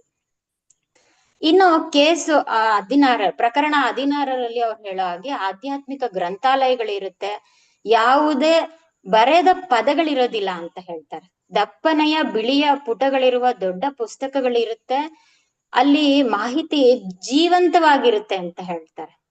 ಚಲಿಸುವ ಚಿತ್ರಗಳಾಗಿ, ಬಹು ಜಾಮಿತಿಯ ದೃಶ್ಯಗಳಾಗಿ ಕಾಣಿಸ್ಕೊಳ್ತವೆ ಅಂತ ಹೇಳ್ತಾರೆ. ಕೆಲವರು ಸಂಶೋಧನೆಗೆ ಒಳಗಾದಂತಹ ವ್ಯಕ್ತಿಗಳು ಹೇಳೋದು, ನಮಗೆ ಗ್ರೀಕ್ ದೇವಾಲಯದಂತಹ ಕಾಣುವಂತಹ ಸ್ಥಳಗಳಿಗೆ ನಾವು ಪ್ರವೇಶಿಸಿದ್ದಾಗಿ ವಿವರಿಸ್ತಾರೆ. ಒಳಗಡೆ ಹೋದಾಗ ಏನಿರುತ್ತೆ, ಒಂದು ದೊಡ್ಡ ಗ್ರಂಥಾಲಯ, ಮೇಜುಗಳು, ಸುತ್ತಲೂ ನೆರೆದಿರುವಂತಹ ಆತ್ಮಗಳಿರುತ್ತೆ, ಶಾಂತಿಯುತ ಅಧ್ಯಯನದ ವಾತಾವರಣ ಅಲ್ಲಿ ಇರುತ್ತೆ. ಇನ್ನು ಆತ್ಮಗಳು ಗ್ರಂಥಾಲಯದ ಪುಸ್ತಕಗಳನ್ನ ಹೇಗೆ ಬಳಸ್ಕೊಳ್ತಾರೆ ಅಂತ, ಇಲ್ಲಿ ಆತ್ಮಗಳು ಈ ಇವುಗಳನ್ನ ಅವಲೋಕಿಸಲು ಬಳಸ್ಕೊಳ್ತಾರೆ. ಅಂದ್ರೆ ತಾನು ಕಳೆದ ಜನ್ಮಗಳು ಅಲ್ಲಿ ಇರುತ್ತೆ, ಪ್ರಮುಖ ಆಯ್ಕೆಗಳು, ತಾನು ಮಾಡ್ಕೊಂಡಂತಹ ಪ್ರಮುಖ ಆಯ್ಕೆಗಳು, ಮಾಡಿದಂತಹ ತಪ್ಪುಗಳು, ಮತ್ತೆ ಇನ್ನು ಆಯ್ದುಕೊಳ್ಳಬಹುದಾದಂತಹ ಇನ್ನು ಬೇರೆ ಸಾಧ್ಯತೆಗಳು, ಹೀಗೆ ಅದನ್ನೆಲ್ಲ ಅವರು ಆತ್ಮಾವಲೋಕನ ಮಾಡ್ಕೊಳ್ತಾರೆ. ನೋಡಿ, ಗ್ರಂಥಾಲಯ ಅಂದ್ರೆ ನಮ್ಮ ಒಂದು ನಡವಳಿಕೆ, ನಾವು ಕಳೆದಂತಹ ಜೀವನದನ್ನ ನಾವೇ ವೀಕ್ಷಿಸಿ, ನಾವೇ ಅಧ್ಯಯನ ಮಾಡಿ ಆತ್ಮಾವಲೋಕನ ಮಾಡ್ಕೊಳ್ಳೋದು. ಕೆಲವರು ಹೇಳ್ತಾರೆ, ನಾವು ನಮ್ಮ ಕಳೆದ ಜನ್ಮಗಳನ್ನ ಮತ್ತೆ ಅದಕ್ಕಿಂತ ಇತರೆ ಮಾರ್ಗಗಳನ್ನ ನೋಡಿದ್ವಿ ಅಂತಾನು ಸಹ ಅವರು ಅಲ್ಲಿ ಹೇಳ್ಕೊಳ್ತಾರೆ. ಇಲ್ಲಿಗೆ ಈ ಭಾಗ 1 ಮುಕ್ತಾಯವಾಗುತ್ತೆ. ಧನ್ಯವಾದಗಳು.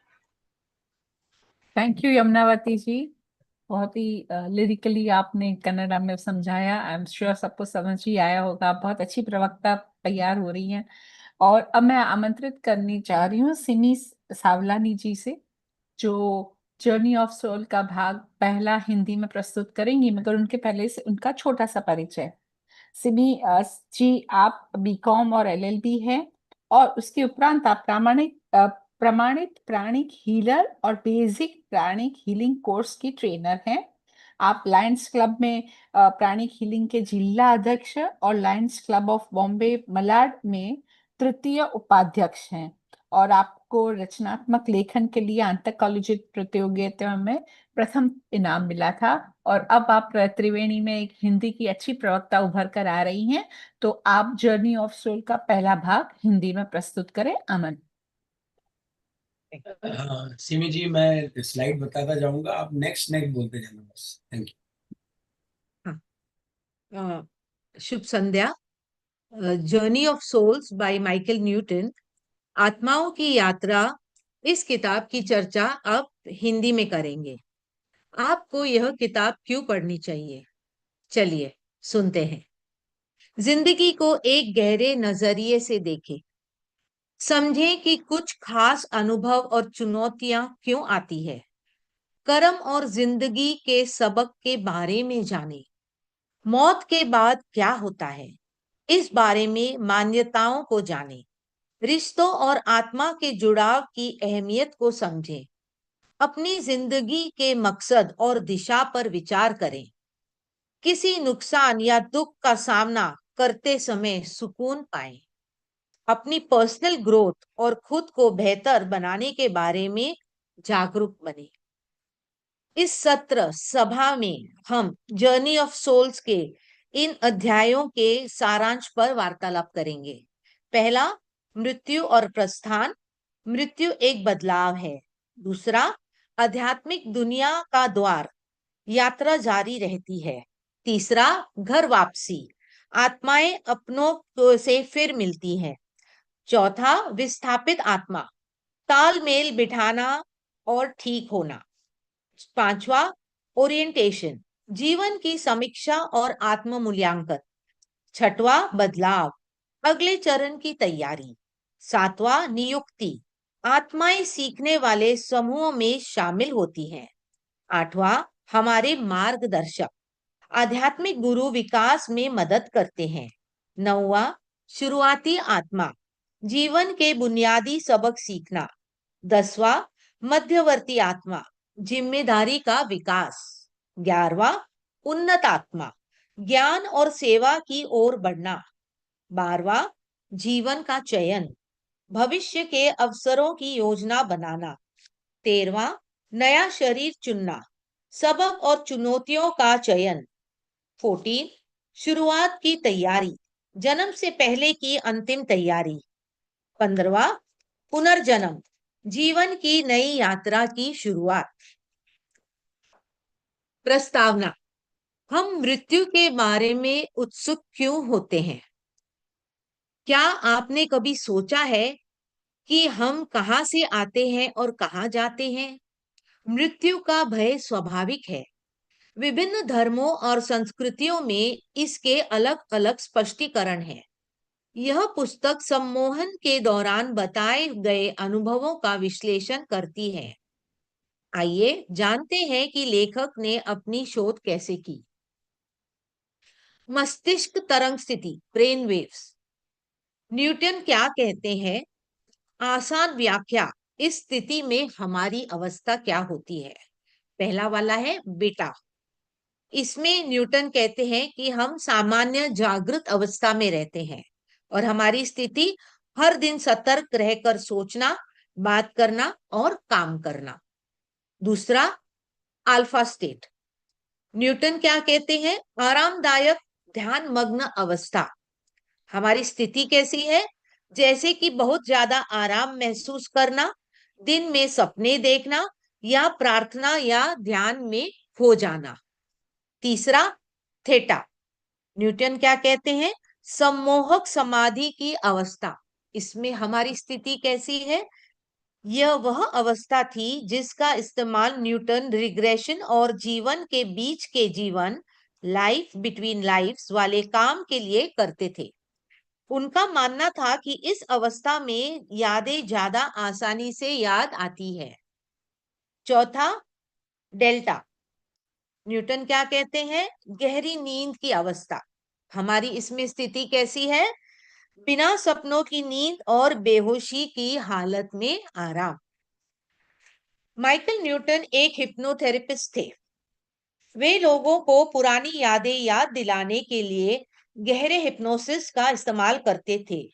कई लोगों ने एक जन्म और दूसरे जन्म के बीच के समय के बारे में एक जैसे अनुभव बताए। लोगों के अनुसार मौत का पल ये कैसा होता है? लोगों ने शरीर से अलग महसूस होने की बात बताई।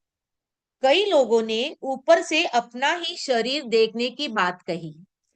ऐसा लगा जैसे शारीरिक दर्द गायब हो गया है। भावनाएं डर से बदलकर शांति और आजादी में बदल गईं। सुरंग और दरवाजे का अनुभव। कई लोगों को इसका अनुभव हुआ है। कई लोगों ने एक सुरंग या रास्ते का जिक्र किया। आखिर में एक तेज रोशनी दिखाई दी। उन्हें उसकी ओर खिंचाव महसूस हुआ। वहां का माहौल शांत और सुरक्षित लगा। भटकती हुई आत्मा। आत्मा के भटके हुए होने की क्या वजह है? लोगों के अनुसार अचानक या दर्दनाक मौत, धरती पर मौजूद लोगों से गहरा लगाव, अपराध बोध, पछतावा या अधूरे काम की भावना। यह स्वीकार करने में मुश्किल कि शारीरिक जीवन खत्म हो चुका है। ये आत्माएं पूरी तरह आगे बढ़ने से पहले कुछ समय के लिए भावनात्मक रूप से धरती से जुड़ी रह सकती है। इसमें केस 10वां, वह आत्मा जिसे हीलिंग की जरूरत थी। यह इस चैप्टर का मुख्य केस है। इस व्यक्ति ने मुश्किल जिंदगी जी थी और गंभीर नुकसान पहुंचाने वाले काम किए थे। मौत के बाद आत्मा तुरंत सामान्य ग्रुप गतिविधियों में वापस नहीं लौटी। उसे अकेले रहने, ठीक होने और सोचने समझने के दौर से गुजरना पड़ा। आध्यात्मिक गुरुओं ने उसे यह समझाने में मदद की कि क्या हुआ था। आखिरकार उस अनुभव से सीखने के बाद आत्मा अपने ग्रुप में वापस शामिल हो गई। आत्माओं की दुनिया आत्माओं को सजा नहीं देती। इसके बजाय आत्मा को ये चीजें मिलती है: हीलिंग, ठीक होना, मार्गदर्शन, शिक्षा, आगे बढ़ने के मौके। हीलिंग चेंबर, भटकी हुई आत्मा वाला चैप्टर हीलिंग या ठीक होने वाली जगहों के बारे में बताता है। लोगों के अनुसार परेशान आत्माएं शांत करने वाली ऊर्जा से घिरी होती हैं। गाइड और उन्नत आत्माएं संतुलन बनाने में मदद करती हैं। इस प्रक्रिया की तुलना भावनात्मक और आध्यात्मिक सुधार, रिहैबिलिटेशन से की जाती है। किसी भी आत्मा को हमेशा के लिए खोया हुआ नहीं माना जाता। हर आत्मा को सीखने और ठीक होने में सक्षम माना जाता है। अपनों और गाइड से मिलना। कई लोगों ने बताया कि उनसे उनके अपने लोग मिलने आए थे। कुछ लोगों ने बताया कि आध्यात्मिक गाइड ने उन्हें नई स्थिति में ढलने की मदद की। इन मुलाकातों से उनका डर और उलझन कम हुई। जैसे छात्र क्लासरूम में अपने जैसे स्तर वाले सहपाठियों के साथ सीखते हैं, वैसे ही आत्माएं भी ऐसी ही आध्यात्मिक समझ रखने वाली दूसरी आत्माओं के साथ सीखती हैं। आध्यात्मिक दुनिया और सीखना। आत्माएं सोल ग्रुप समूहों का हिस्सा होती है। वे अपने जैसे विकास वाली दूसरी आत्माओं के साथ सीखती हैं। एक जन्म से दूसरे जन्म के बीच भी सीखना जारी रहता है। टीचर और गाइड आत्माओं को पिछले जन्मों के सबक समझने में मदद करते हैं। आध्यात्मिक दुनिया और सीखना। केस 10, गलतियों से सीखना। जिस आत्मा ने किसी जन्म में किसी दूसरे व्यक्ति को गंभीर नुकसान पहुंचाया हो, उसे पारंपरिक अर्थों में सजा नहीं मिलती। वह व्यक्ति बताता है, सजा एक गलत सोच है, यह तो सुधार या नई शुरुआत है। आत्मा टीचर के साथ निजी तौर पर सीखती है और बाद में ऐसा जीवन चुनती है जिसमें उसे वैसे ही दुख सहना पड़ता है जैसा उसने दूसरों को दिया था। सीखना नतीजों को समझने से आता है। मकसद सजा देना नहीं है, बल्कि सहानुभूति और समझदारी विकसित करना है। आध्यात्मिक दुनिया और सीखना।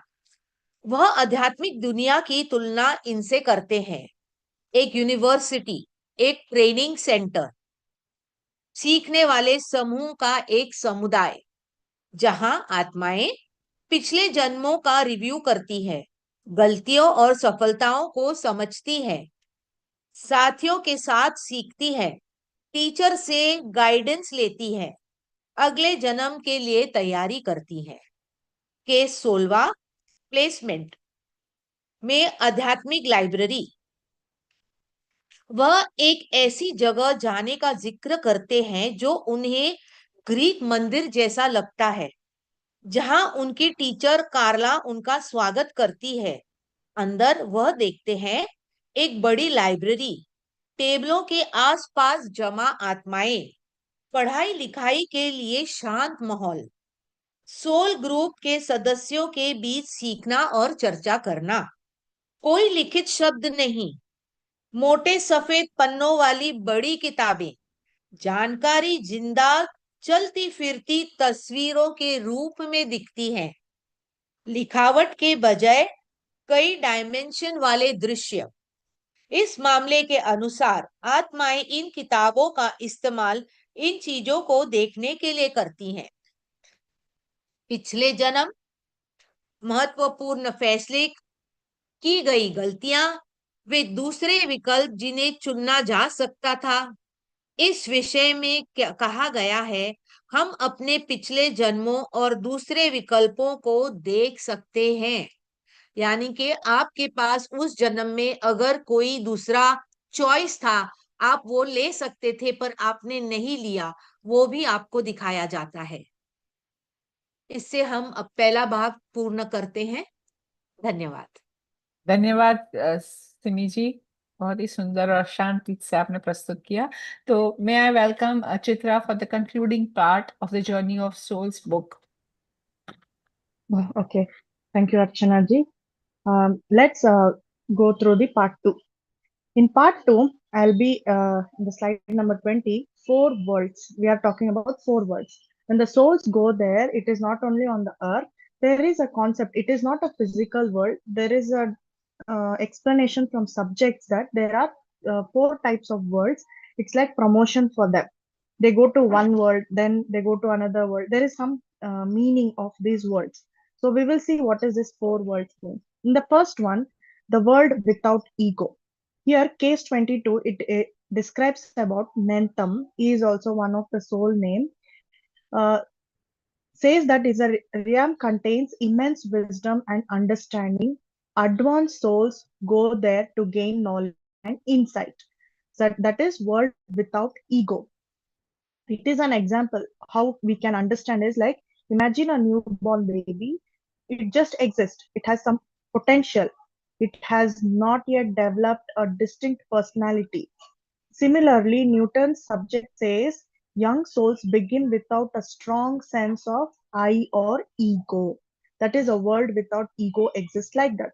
Next, there is another world of all knowing.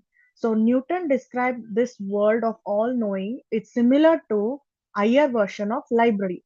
So here, a university researcher enters a gained archive containing accumulated knowledge of humanity. So the world of all knowing is looking like a giant archive where all the knowledge will be available. So wisdom comes from understanding experience, not just collecting information.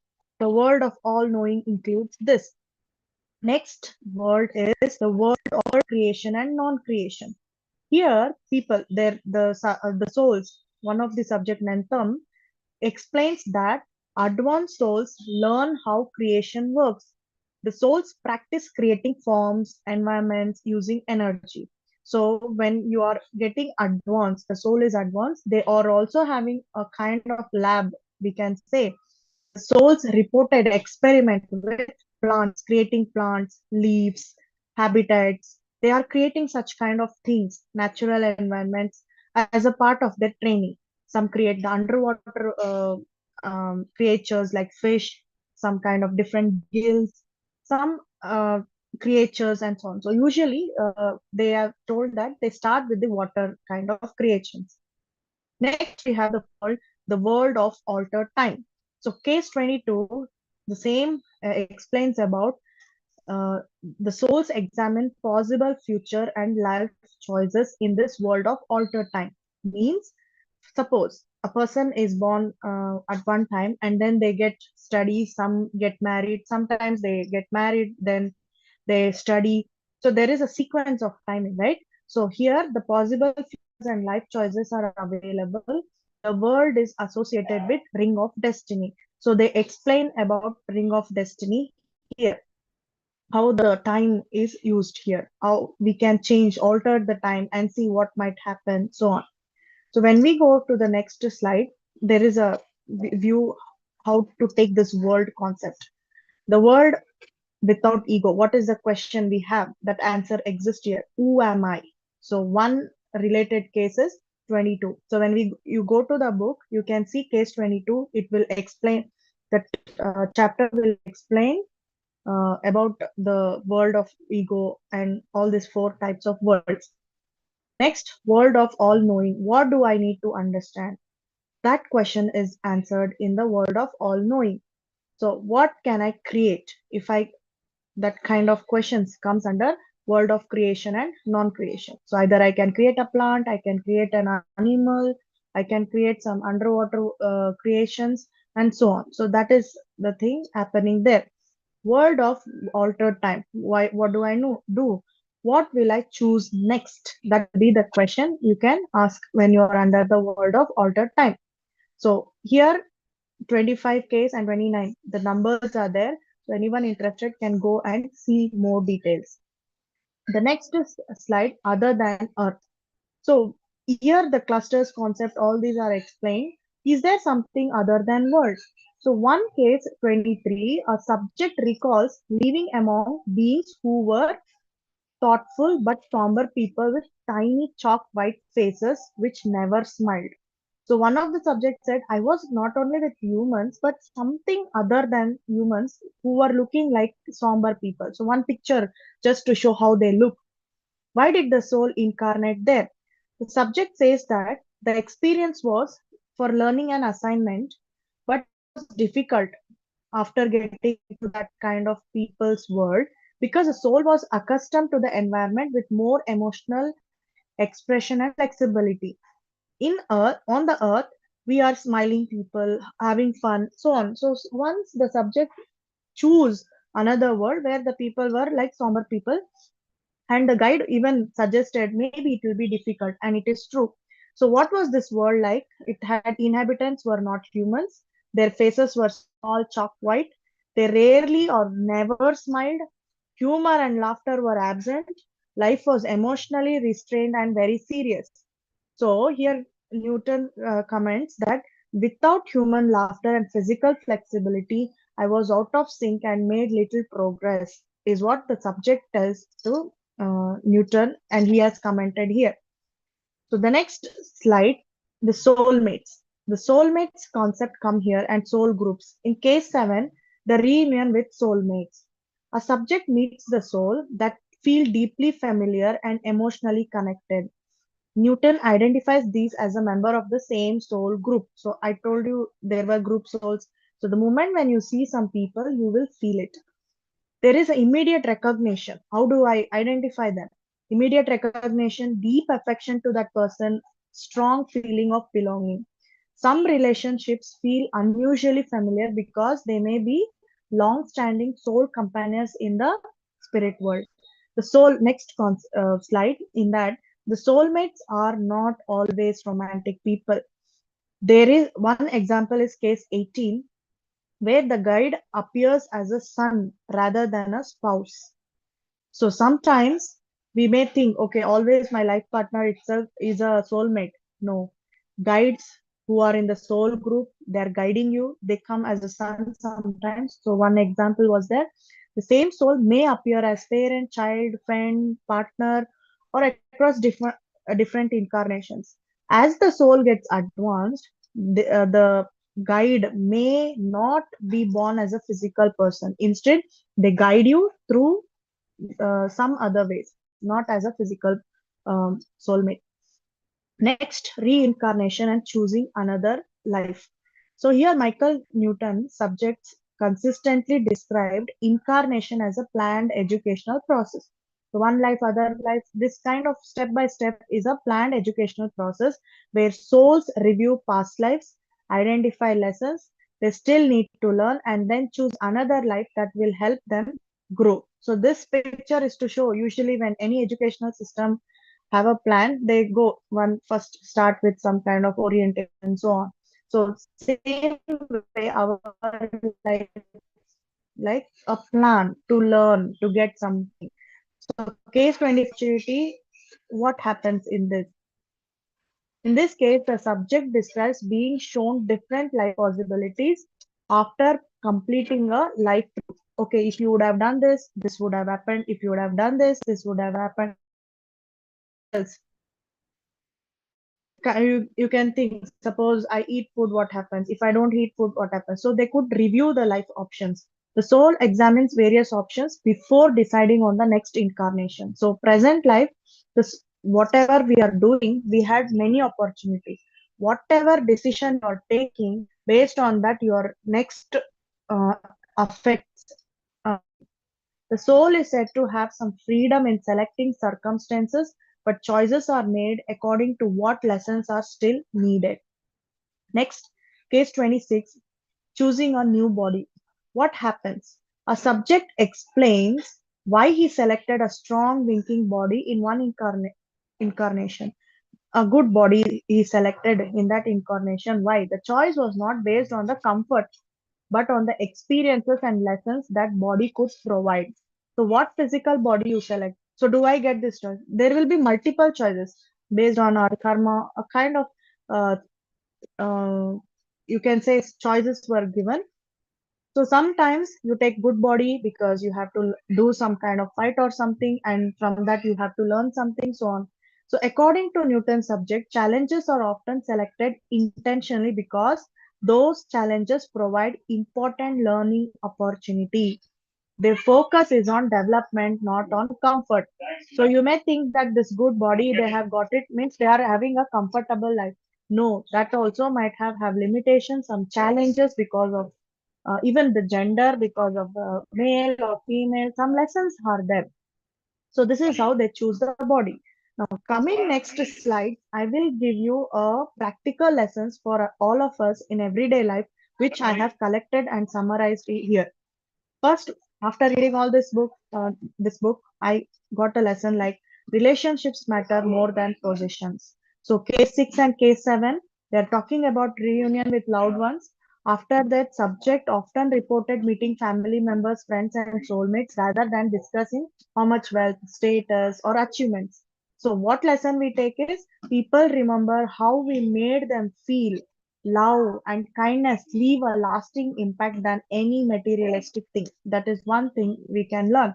Next slide, mistakes are opportunities to learn. What does that mean? So case 10 is learning through consequences.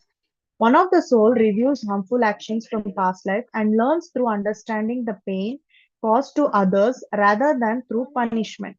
So what is the lesson? The failure is a teacher. Growth comes from reflection, not self-condemnation. So why did I do what I was supposed to do? How did the other person feel? So that is mistakes. You did mistake. Okay, that is an opportunity for you to learn. Next slide. Challenges can build character. So what is the lesson? Difficulties may help develop courage, patience, or resilience. So we should never give up. How much resilience we have, the better lessons we learn. Next slide, we learn better together. This is very important. I think now what we are having online thing is also similar to that. Case 16, Soul School.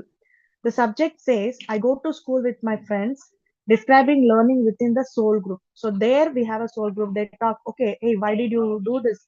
Maybe you should have done like this. How did you feel? There's no filters over there. Whatever is there in their mind, intentions, everything is openly uh, shown to them. It is visible to people. Growth often happens through community. So we have to build supportive friendships, learn from mentors and peers, share knowledge with others. That is the lesson we have to take. Next slide. We seek guidance from wise people. Now, wise people is very important. It is not about the age. We have to remember the age is not with the physical body, it is with the soul, advanced souls. So seek guidance from the wise people. So we have seen beginner, intermediate, and advanced soul, right? The wisdom people comes under the wise people. So case 18 and 19, case spiritual guides. Subjects describe guides who offer advice, encouragement, and directions. Wise guidance can save years of confusion. This is the takeaway for this slide. The next slide is practice compassion. Case 13, understanding the impact of actions. What happens when you do some particular action? A soul reviews difficult choices and sees how actions affected others. So they have selected few things. So what might happen if I select like this? What will happen to the other person? So we should think in a perspective of compassion. You practice compassion when you show up ready to help. Compassion begins when we see life from another person's perspective. whatever chapters are there, all overall, any book you see, whatever, at the end of the day, are you learning the lesson of compassion and love? That's it. The next slide, life has a purpose beyond success. That is very important. So one proof is case 25, planning a new life. Sole focus on learning and development, the choice of body, the way the life is going on, everything is focusing on learning and development rather than status or material rewards. That is very important. A meaningful life is not only about what we achieve, but but who we become. The next slide is death. Just for you, everyone, to give a kind of summary. The death, then comes the transition, then homecoming. We go meet our soulmates. We review our life. We learn, okay, we didn't do this well. We did this well. We appreciate. We scold. Then we go to the planning. Okay, done is done. Let's plan for the next life, and they get reborn. So this is overall summary. And the next slide, I would recommend people to read this Journey of Souls, and more detailed in deeper is in the next book, follow-up book by Michael Newton, that is Destiny of Souls. Thank you. Thank you, Chaitra ji, for really a thought-provoking journey of souls. And we are really interested and intrigued by it. So, Yamuna ji, मैं आपको आमंत्रित करूंगी part 2 in Kannada, Journey of Souls. ಈಗ ಎರಡನೇ ಭಾಗಕ್ಕೆ ಬಂದಿದ್ದೇವೆ. ಇದರಲ್ಲಿ ಮರಣಾನಂತರ 4 ಲೋಕಗಳನ್ನ ಸೂಚಿಸ್ತಾರೆ. ಮೊದಲನೇದು ನಾನು ಎಂಬುದು ಇಲ್ಲದೆ ಇರುವಂತಹ ಲೋಕ. ಈ ಕ್ಷೇತ್ರ ಅಪಾರವಾದಂತ ಬುದ್ಧಿವಂತಿಕೆ ಮತ್ತು ತಿಳುವಳಿಕೆಯನ್ನ ಹೊಂದಿದೆ. ಮುಂದುವರಿದ ಆತ್ಮಗಳು ಜ್ಞಾನವನ್ನ ಪಡೆಯಲು ಅಲ್ಲಿಗೆ ಹೋಗುತ್ತೆ. ಉದಾಹರಣೆಗೆ ಒಬ್ಬ ನವಜಾತ ಶಿಶುವಿನನ್ನ ಕಲ್ಪಿಸ್ಕೋಬೇಕು. ಎಳೆ ಮಗು, ಅದು ಅಸ್ತಿತ್ವದಲ್ಲಿ ಇರುತ್ತೆ, ಸಾಮರ್ಥ್ಯವನ್ನ ಹೊಂದಿದೆ, ಆದ್ರೆ ಇನ್ನೂ ನಿರ್ದಿಷ್ಟ ವ್ಯಕ್ತಿತ್ವವನ್ನ ಬೆಳೆಸ್ಕೊಂಡಿಲ್ಲ.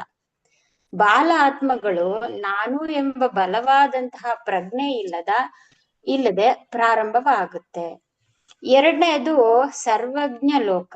ಅಂದ್ರೆ ನ್ಯೂಟನ್ ರವರು ಸರ್ವಜ್ಞ ಪ್ರಪಂಚದ ವಿವರಣೆ ಅಂತ ಹೇಳ್ತಾರೆ.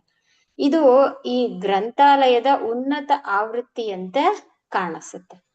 ಒಬ್ಬ ವಿಶ್ವವಿದ್ಯಾಲಯದ ಸಂಶೋಧಕನು ಮಾನವ ಕುಲದ ಒಟ್ಟು ಜ್ಞಾನವನ್ನ ಒಳಗೊಂಡಿರುವಂತಹ ದೊಡ್ಡ ಪ್ರಾಚೀನ ವಸ್ತು ಸಂಗ್ರಹಾಲಯವನ್ನ ಪ್ರವೇಶಿಸಿದಂತೆ. ಅಂದ್ರೆ ಬಹಳ ಮುಖ್ಯವಾದದ್ದೇನಪ್ಪಾ ಅಂದ್ರೆ ಜ್ಞಾನ ಕೇವಲ ಮಾಹಿತಿಯನ್ನ ಜ್ಞಾನ ಅಲ್ಲ, ಅನುಭವವನ್ನ ಅರ್ಥ ಮಾಡಿಕೊಳ್ಳೋದ್ರಿಂದ ಬರೋದೇ ಜ್ಞಾನ. ಇನ್ನು ಮೂರನೆಯ ಲೋಕ, ಅಲ್ಲಿ ಸೃಷ್ಟಿ ಮತ್ತು ಅಸೃಷ್ಟಿಯ ಲೋಕ ಅಂತ ಹೇಳಿ ಕರೀತಾರೆ. ಮುಂದುವರಿದ ಆತ್ಮಗಳು ಸೃಷ್ಟಿ ಹೇಗೆ ಕಾರ್ಯನಿರ್ವಹಿಸ್ತದೆ ಅನ್ನೋದನ್ನ ಕಲಿಯುತ್ತವೆ. ಆತ್ಮಗಳು ಶಕ್ತಿಯನ್ನ ಬಳಸಿ ರೂಪಗಳನ್ನ ಮತ್ತು ಪರಿಸರವನ್ನ ಸೃಷ್ಟಿಸಲು ಅಭ್ಯಾಸ ಮಾಡುತ್ತೆ. ಆತ್ಮಗಳು ತಮ್ಮ ತರಬೇತಿಯ ಭಾಗವಾಗಿ ಸಸ್ಯಗಳು, ಎಲೆಗಳು ಅಥವಾ ಆವಾಸ ಸ್ಥಾನಗಳು ಮತ್ತು ನೈಸರ್ಗಿಕ ಪರಿಸರಗಳೊಂದಿಗೆ ಪ್ರಯೋಗಗಳನ್ನ ಮಾಡ್ತಾ ಇದೆ ಅನ್ನೋ ವರದಿ ನಮ್ಗೆ ಗೊತ್ತಾಗುತ್ತೆ. ಇನ್ನು 4ನೆಯ ಲೋಕ ಬದಲಾದಂತಹ ಸಮಯದ ಲೋಕ. ವಿವರಣೆ ನೇಥಮ್ ಎಂಬುವರು ಏನ್ ಹೇಳ್ತಾರೆ ಅಂದ್ರೆ, ಆತ್ಮಗಳು ಮತ್ತು ಸಂಭವನೀಯ ಭವಿಷ್ಯ ಮತ್ತೆ ಜೀವನದ ಆಯ್ಕೆಗಳನ್ನ ಪರಿಶೀಲಿಸುವಂತಹ ಕ್ಷೇತ್ರವನ್ನ ವಿವರಿಸ್ತಾರೆ. ಈ ಲೋಕ ಗುರಿಯ ವಲಯಕ್ಕೆ ಸಂಬಂಧಿಸಿರುತ್ತೆ. ಅಂದ್ರೆ ಇದು 4 ಲೋಕಗಳನ್ನ ಒಂದು ಸಾರಾಂಶ ರೂಪದಲ್ಲಿ ಹೇಳೋದಾದ್ರೆ, ಮೊದಲನೇ ಲೋಕ ನಾನು ಇಲ್ಲದೆ ಇರುವಂತಹ ಲೋಕ. ಅಲ್ಲಿ ನಾನ್ ಯಾರು ಅನ್ನೋ ಪ್ರಶ್ನೆ ಬರುತ್ತೆ. ಸರ್ವಜ್ಞ ಲೋಕದಲ್ಲಿ ನಾನು ಏನನ್ನ ಅರ್ಥ ಮಾಡ್ಕೊಳ್ಬೇಕು ಅನ್ನೋದು ಗೊತ್ತಾಗುತ್ತೆ. ಇದಕ್ಕೆ ಒಂದೊಂದು ಕೇಸ್ ಸ್ಟಡೀಸ್ ನ ಅವರು ಕೊಡ್ತಾರೆ. ಮೊದಲನೇ ಲೋಕದಲ್ಲಿ 22ನೇ ಪ್ರಕರಣವನ್ನ, 2ನೇ ಲೋಕಕ್ಕೆ 16ರಿಂದ 22ರ ಪ್ರಕರಣವನ್ನ ಉದಾಹರಣೆಯಾಗಿ ಕೊಡ್ತಾರೆ. ಇನ್ನು 3ನೇ ಲೋಕಕ್ಕೆ ಸೃಷ್ಟಿ ಮತ್ತೆ ಅಸೃಷ್ಟಿಯ ಲೋಕ. ಇಲ್ಲಿ ನಾನು ಏನನ್ನ ಸೃಷ್ಟಿಸಬಲ್ಲೆ ಅನ್ನೋದನ್ನ ನಾನು ಅರ್ಥ ಮಾಡ್ಕೊಳ್ಬೋದು. ಅದು ಪ್ರಕರಣ 22ರಲ್ಲಿ ನಮ್ಗೆ ಸ್ಪಷ್ಟವಾಗುತ್ತೆ. ಇನ್ನು 4ನೇದು ಬದಲಾದ ಸಮಯದ ಲೋಕ ಅಂದ್ರೆ ನಾನು ಮುಂದೆ ಏನನ್ನ ಆಯ್ದುಕೊಳ್ಳಬೇಕು ಅನ್ನೋ ಒಂದು ನಿರ್ಧಾರವನ್ನು ನಾನು ತೆಗೆದುಕೊಳ್ಳೋದಕ್ಕೆ ಅಲ್ಲಿ ಆಯ್ಕೆ ಇರುತ್ತೆ. ಇದು 25ರಿಂದ 29 ಮತ್ತು 22ನೇ ಪ್ರಕರಣಗಳಲ್ಲೂ ನಮ್ಗೆ ಇದು ಸಿಗುತ್ತೆ. ಇನ್ನು ಭೂಮಿಯನ್ನ ಬಿಟ್ಟು ಬೇರೆ ಲೋಕಗಳು ಅಂತ ಹೇಳ್ತಾರೆ. ಈಗ ಪ್ರಕರಣ 23ರಲ್ಲಿ ವ್ಯಕ್ತಿಯೊಬ್ಬರು ಇಂತಹ ಜೀವಿಗಳ ನಡುವೆ ಬದುಕಿದ್ದನ್ನ ನೆನಪಿಸ್ಕೊಳ್ತಾರೆ. ಈ ಜಗತ್ತು ಹೇಗಿತ್ತು ಅಂತ ಅವ್ರು ವಿವರಿಸ್ತಾರೆ ಅಂದ್ರೆ, ಸಣ್ಣ ಸೀಮೆ ಸುಣ್ಣದಂತಹ ಬಿಳಿ ಮುಖಗಳಿರುವ, ಎಂದಿಗೂ ನಗದ ಚಿಂತನಶೀಲ ಆದರೆ ಗಂಭೀರವಾಗಿರುವ ಮನಸ್ಸಿರುವ ಜನರು ಅಂತ ಹೇಳ್ತಾರೆ. ಅಂದ್ರೆ ಹಾಸ್ಯ ಆಗ್ಲಿ ನಗು ಆಗ್ಲಿ ಅಲ್ಲಿ ಇರ್ಲಿಲ್ಲ ಅಂತ. ಜೀವನ ತುಂಬಾ ಭಾವನಾತ್ಮಕವಾಗಿ ನಿಯಂತ್ರಿತವಾಗಿ ತುಂಬಾ ಗಂಭೀರವಾಗಿತ್ತು. ಇಂತಹ ಲೋಕಗಳಲ್ಲೂ ನಾವು ಹೋಗಿ ಆ ಅನುಭವಗಳನ್ನ ಪಡ್ಕೊಂಡ್ವಿ ಅಂತ ಹೇಳಿದ್ದಾರೆ. ಇನ್ನ ಪ್ರಕರಣ 30ರಲ್ಲಿ ಆತ್ಮ ಅಲ್ಲಿಗೆ ಯಾಕೆ ಹೋಯ್ತು ಅಂದ್ರೆ, ಆ ಅನುಭವ ಒಂದು ಕಲಿಕೆಯ ನಿಯೋಜನೆಯಾಗಿತ್ತು. ಅವ್ರಿಗೆ ಒಂದು ವರ್ಕ್ ಅಸೈನ್ಮೆಂಟ್, ಅದನ್ನ ಕಲೀಲೇಬೇಕು ಅಂತ. ಆತ್ಮವು ಹೆಚ್ಚು ಭಾವನಾತ್ಮಕ ವ್ಯಕ್ತಿ ಇರುವ ಪರಿಸರಕ್ಕೆ ಒಗ್ಗಿಕೊಂಡಿದ್ರಿಂದ ಈ ಅನುಭವ ಕಷ್ಟಕರವಾಗಿರುತ್ತೆ. ನ್ಯೂಟನ್ ಟೀಕಿಸ್ತಾ ಅವ್ರು ಹೇಳ್ತಾರೆ, ಮಾನವ ನಗು ಮತ್ತೆ ದೈಹಿಕ ನಮ್ರತೆ ಇಲ್ಲದೆ ನಾನು ಲಯ ತಪ್ಪಿದೆ ಮತ್ತು ಹೆಚ್ಚಿನ ಪ್ರಗತಿಯನ್ನ ಸಾಧಿಸಲಿಲ್ಲ ಅಂತ ಹೇಳಿ. ಅಲ್ಲಿ ಜೀವನ ಗಂಭೀರವಾಗಿರೋದಲ್ಲ, ನಗು ಮತ್ತೆ ನಮ್ರತೆಯಿಂದ ಕೂಡಿರ್ಬೇಕು ಅನ್ನೋದನ್ನ ನಾವು ಅರ್ಥ ಮಾಡ್ಕೊಳ್ಬೇಕು. ಇನ್ನು ಪ್ರಕರಣ 31ರಲ್ಲಿ ಆತ್ಮದ ಜೊತೆಗಾರರು ಅಂತ ಹೇಳ್ತಾರೆ. ಅದು ಪ್ರಕರಣ 7ರಲ್ಲಿ ಆತ್ಮದ ಜೊತೆಗಾರರೊಂದಿಗೆ ಮತ್ತೆ ಸೇರೋದು. ವ್ಯಕ್ತಿಯೊಬ್ಬ ತಮಗೆ ಆಳವಾಗಿ ಪರಿಚಿತವಿರುವ ಮತ್ತು ಭಾವನಾತ್ಮಕವಾಗಿ ಸಂಪರ್ಕ ಹೊಂದಿರುವ ಆತ್ಮಗಳನ್ನ ಭೇಟಿಯಾಗಿರ್ತಾರೆ. ಈ ದಾಖಲಾಗಿರುವ ಲಕ್ಷಣಗಳೇನಪ್ಪಾ ಅಂದ್ರೆ, ನಾವು ಅಂತಹವರನ್ನ ಗುರುತಿಸ್ತೇವೆ. ಆಳವಾದಂತಹ ಪ್ರೀತಿ ನಮ್ಮಲ್ಲಿ ಅವರನ್ನ ನೋಡಿದ ತಕ್ಷಣ ಬರುತ್ತೆ. ತಮ್ಮವರೆಂಬಂತಹ ಬಲವಾದ ಭಾವನೆ ನಮ್ಮಲ್ಲಿ ಹುಟ್ಟುತ್ತೆ. ಇದರಿಂದ ಪಾಠ ಏನು ಅಂದ್ರೆ, ಕೆಲವು ಸಂಬಂಧಗಳು ಅಸಾಮಾನ್ಯವಾಗಿ ಪರಿಚಿತ ಅಂತ ನಮ್ಗೆ ಅನ್ಸುತ್ತೆ. ಯಾಕೆ ಅಂದ್ರೆ ಅವು ದೀರ್ಘಕಾಲದ ಆತ್ಮ ಸಂಗಾತಿಗಳಾಗಿರಬಹುದು ಅನ್ನೋದನ್ನ ಅವರು ಗೆಸ್ ಮಾಡ್ತಾರೆ. ಇನ್ನ ಪ್ರಕರಣ 32ರಲ್ಲಿ ಆತ್ಮದ ಜೊತೆಗಾರರು ಯಾವಾಗಲೂ ಪ್ರೇಮಿಗಳಾಗಿರಲ್ಲ. ಇವಾಗ ಪ್ರಕರಣ 18ರಲ್ಲಿ ಅವರು ಮಾರ್ಗದರ್ಶಕರ ಸಂಗಾತಿಯಾಗಿರಬಹುದು ಅಥವಾ ಮಗನ ರೂಪದಲ್ಲಿ ಕಾಣಿಸ್ಕೊಳ್ತಾರೆ. ನ್ಯೂಟನ್ ರವರ ಪ್ರಕಾರ ಒಂದೇ ಆತ್ಮ ವಿಭಿನ್ನ ಜನ್ಮಗಳಲ್ಲಿ ತಂದೆ, ತಾಯಿ, ಮಗು, ಸ್ನೇಹಿತ ಅಥವಾ ಸಂಗಾತಿಯಾಗಿ ಕಾಣಿಸ್ಕೊಳ್ಬಹುದು ಅನ್ನೋ ಅಭಿಪ್ರಾಯವನ್ನ ತಿಳಿಸ್ತಾರೆ. ಇನ್ನು ಪುನರ್ಜನ್ಮ ಮತ್ತೆ ಮತ್ತೊಂದು ಜೀವನದ ಆಯ್ಕೆ. ಲೇಖಕರ ಪ್ರಕಾರ ಪುನರ್ಜನ್ಮ ಒಂದು ಯೋಜಿತ ಶೈಕ್ಷಣಿಕ ಪ್ರಗತಿ ಅಂತಾರೆ. ಅಂದ್ರೆ ಕಲಿಯುವಿಕೆಗೆ ಅದು ಬಹಳ ಅವಕಾಶವನ್ನ ಮಾಡಿಕೊಡುತ್ತೆ. ಆತ್ಮಗಳು ಕಳೆದ ಜನ್ಮಗಳನ್ನ ಅವಲೋಕಿಸುತ್ತೆ. ಅದ್ರಲ್ಲಿ ತಾವು ಕಲಿಯಬೇಕಾದಂತಹ ಪಾಠಗಳನ್ನ ಗುರುತಿಸ್ಕೊಳ್ಳುತ್ತೆ. ನಂತರ ತಾವು ಬೆಳೆಯಲು ಸಹಾಯ ಮಾಡುವಂತಹ ಮತ್ತೊಂದು ಜೀವನವನ್ನ ಆಯ್ಕೆ ಮಾಡ್ಕೊಳ್ತೆ. ಇದಿಷ್ಟು ಪುನರ್ಜನ್ಮದ ಜೀವನದಲ್ಲಿ ಆತ್ಮಗಳು ಆಯ್ಕೆ ಮಾಡುವಂತಹ ಒಂದು ವಿಷಯಗಳು. ಇನ್ನ ಪ್ರಕರಣ 25ರಲ್ಲಿ ಭವಿಷ್ಯದ ಅವಕಾಶಗಳ ಆಯ್ಕೆ ಅಂತ ಹೇಳ್ತಾರೆ. ಉದಾಹರಣೆಗೆ, ಜೀವನದ ಅವಲೋಕನ ಮುಗಿದ ನಂತರ ತನಗೆ ವಿಭಿನ್ನ ಜೀವನದ ಸಾಧ್ಯತೆಗಳನ್ನ ತೋರಿಸಲಾಗಿದ್ದನ್ನ ವ್ಯಕ್ತಿಗಳು ವಿವರಿಸ್ತಾರೆ. ಅಂದ್ರೆ ನಮ್ ಕಣ್ಮುಂದೆ ಅವೆಲ್ಲ ಸಾಧ್ಯತೆಗಳು ಬರುತ್ತೆ. ಆತ್ಮ ಮುಂದಿನ ಜನ್ಮವನ್ನ ನಿರ್ಧರಿಸುವ ಮೊದಲು ಆಯ್ಕೆಗಳನ್ನ ಪರಿಶೀಲಿಸ್ತಾರೆ. ಇನ್ನು ಯಾವ ಪಾಠಗಳು ಬಾಕಿ ಇವೆ ಅನ್ನೋದನ್ ಮೇಲೆ ಎಂತಹ ಜನ್ಮವನ್ನ ನಾನು ಆಯ್ಕೆ ಮಾಡ್ಕೋಬೇಕು ಅನ್ನೋದನ್ನ ನೀಡಲಾಗುತ್ತೆ. ಅಂದ್ರೆ ಇದೆಲ್ಲಾನು ನಾನೇ ಆಯ್ಕೆ ಮಾಡ್ಕೊಂಡ್ ಬಂದಿರೋದು ಅನ್ನೋದು ನಮ್ಗೆ ಸ್ಪಷ್ಟ ಆಗುತ್ತೆ. ಇನ್ನ ಹೊಸ ದೇಹಗಳನ್ನ ಕೆಲವೊಮ್ಮೆ ಆಯ್ಕೆ ಮಾಡ್ಕೊಳ್ತಾರೆ. ಒಂದು ಜನ್ಮದಲ್ಲಿ ಒಂದು ಬಲಿಷ್ಠವಾದಂತಹ ವೈಕಿಂಗ್ ದೇಹವನ್ನ ಯಾಕೆ ಆರಿಸ್ಕೊಂಡ್ರು ಅನ್ನೋದನ್ನ ಒಬ್ಬ ವ್ಯಕ್ತಿ ವಿವರಿಸ್ತಾರೆ. ವೈಕಿಂಗ್ ಅಂದ್ರೆ 8 ಮತ್ತು 11ನೇ ಶತಮಾನದವರೆಗೆ ಯುರೋಪಿನ ಕರಾವಳಿ ಪ್ರದೇಶದ ಮೇಲೆ ದಾಳಿ ನಡೆಸಿದ ಕಡಲುಗಳ್ಳತನ ಮತ್ತು ವ್ಯಾಪಾರದಲ್ಲಿ ತೊಡಗಿದ್ದಂತಹ ಸ್ಯಾಂಡಿನೇವಿಯಾದ ನಾವಿಕರು. ಇವರು ಸಮುದ್ರಯಾನ ಮತ್ತೆ ಸಾಹಸ ಕಾರ್ಯಗಳು ಲೂಟಿಗೆ ಹೆಸರುವಾಸಿಯಾಗಿದ್ರು. ಇಂತಹ ಬಲಿಷ್ಠವಾದಂತಹ ದೇಹವನ್ನ ಯಾಕೆ ತಗೊಂಡ್ರು ಅಂದ್ರೆ ಅಲ್ಲಿ ಆಯ್ಕೆ ಸೌಕರ್ಯದ ಆಧಾರದ ಮೇಲೆ ಇರಲ್ಲ, ಬದಲಿಗೆ ಆ ದೇಹ ನೀಡಬಹುದಾದಂತಹ ಅನುಭವಗಳು ಮತ್ತು ಪಾಠಗಳ ಮೇಲೆ ಆಧಾರವಾಗಿರುತ್ತೆ. ಸವಾಲುಗಳನ್ನ ಹೆಚ್ಚಾಗಿ ಉದ್ದೇಶಪೂರ್ವಕವಾಗಿಯೇ ಆಯ್ಕೆ ಮಾಡಲಾಗುತ್ತೆ, ಯಾಕಂದ್ರೆ ಅವು ಪ್ರಮುಖ ಕಲಿಕೆಯ ಅವಕಾಶಗಳನ್ನ ನೀಡುತ್ತೆ. ಗಮನವು ಬೆಳವಣಿಗೆಯ ಮೇಲಿರ್ಬೇಕೇ ಹೊರತು ಸೌಕರ್ಯದ ಮೇಲೆ ಅಲ್ಲ.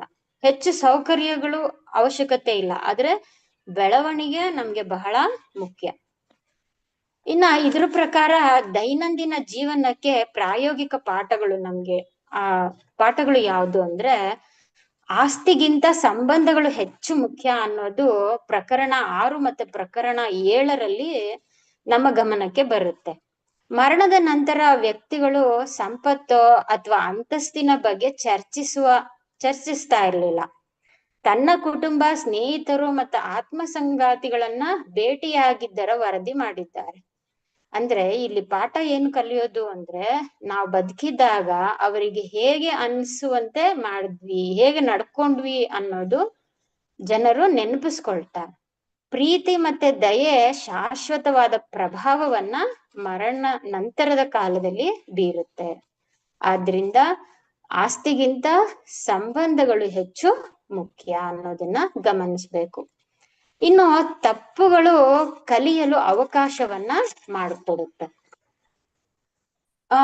ಪ್ರಕರಣ 10ರಲ್ಲಿ ಪರಿಣಾಮಗಳ ಮೂಲಕ ಕಲಿಯುವಿಕೆ ಅಂದ್ರೆ ಆತ್ಮ ಹಾನಿಕಾರಕ ಕೆಲಸಗಳನ್ನ ಅವಲೋಕಿಸುತ್ತೆ ಮತ್ತೆ ಇತರರಿಗೆ ಉಂಟಾದಂತಹ ನೋವುಗಳನ್ನ ಅರ್ಥ ಮಾಡ್ಕೊಳ್ಳೋದ್ರ ಮೂಲಕ ಕಲಿಯುತ್ತೆ. ಉದಾಹರಣೆಗೆ ಸೋಲು, ಆ ಪಾಠ ಕಲಿಯೋದಂದ್ರೆ ಸೋಲು ಅನ್ನೋದು ಶಿಕ್ಷಕನ ರೀತಿಯಲ್ಲಿ ನನ್ಗೆ ಶಿಕ್ಷಣವನ್ನ ಅದು ಕೊಡುತ್ತೆ. ಬೆಳವಣಿಗೆ ಆತ್ಮಾವಲೋಕನದಿಂದ ಬರ್ಬೇಕು, ಸ್ವಯಂ ಖಂಡನೆಯಿಂದ ಅಲ್ಲ. ನನ್ನನ್ನ ನಾನು ದೂಷಿಸ್ಕೊಳ್ಳೋದ್ರಿಂದ ನಾವು ಬೆಳವಣಿಗೆಯನ್ನ ಹೊಂದಲ್ಲ, ಆದ್ರೆ ಆತ್ಮಾವಲೋಕನವನ್ನ ಮಾಡ್ಕೊಂಡಾಗ ಆ ಸೋಲು ಸಹ ನಮ್ಗೆ ಒಂದು ಶಿಕ್ಷಕನಾಗಿ ಪಾಠವನ್ನ ನೀಡುತ್ತೆ. ಇನ್ನು ಸವಾಲುಗಳು ಚಾರಿತ್ರ್ಯವನ್ನ ನಿರ್ಮಾಣ ಮಾಡಬಲ್ಲವು. ಅಂದ್ರೆ ನಮ್ಗೆ ಏನೇ ತೊಂದರೆಗಳು ಬಂದಾಗ್ಲೂ ಧೈರ್ಯದಿಂದ, ತಾಳ್ಮೆಯಿಂದ ಆ ಸ್ಥಿತಿಸ್ಥಾಪಕತ್ವವನ್ನ ಬೆಳೆಸ್ಕೊಳ್ಳೋದಕ್ಕೆ ನಮ್ಗೆ ಸಹಾಯ ಮಾಡುತ್ತೆ. ಆ ಸವಾಲುಗಳನ್ನ ನಾವು ಎದುರಿಸ್ಬೇಕಾಗುತ್ತೆ. ಇನ್ನು ಪ್ರಕರಣ 38ರಲ್ಲಿ ನಾವು ಒಟ್ಟಿಗೆ ಚೆನ್ನಾಗಿ ಕಲಿಯುತ್ತೇವೆ ಅಂತ ಹೇಳ್ತಾರೆ. ಒಟ್ಟಾಗಿ ಇದ್ದಾಗ ಕಲಿಕೆ ಬಹಳ ಚೆನ್ನಾಗಿರುತ್ತೆ. ಇವಾಗ ಆತ್ಮನ ಶಾಲೆ, ನಾನು ನನ್ನ ಸ್ನೇಹಿತರೊಂದಿಗೆ ಶಾಲೆಗೆ ಹೋಗ್ತೇನೆ. ಇದು ಆತ್ಮನ ಗುಂಪುಗಳೊಳಗಿನ ಕಲಿಕೆಯನ್ನ ವಿವರಿಸುತ್ತೆ.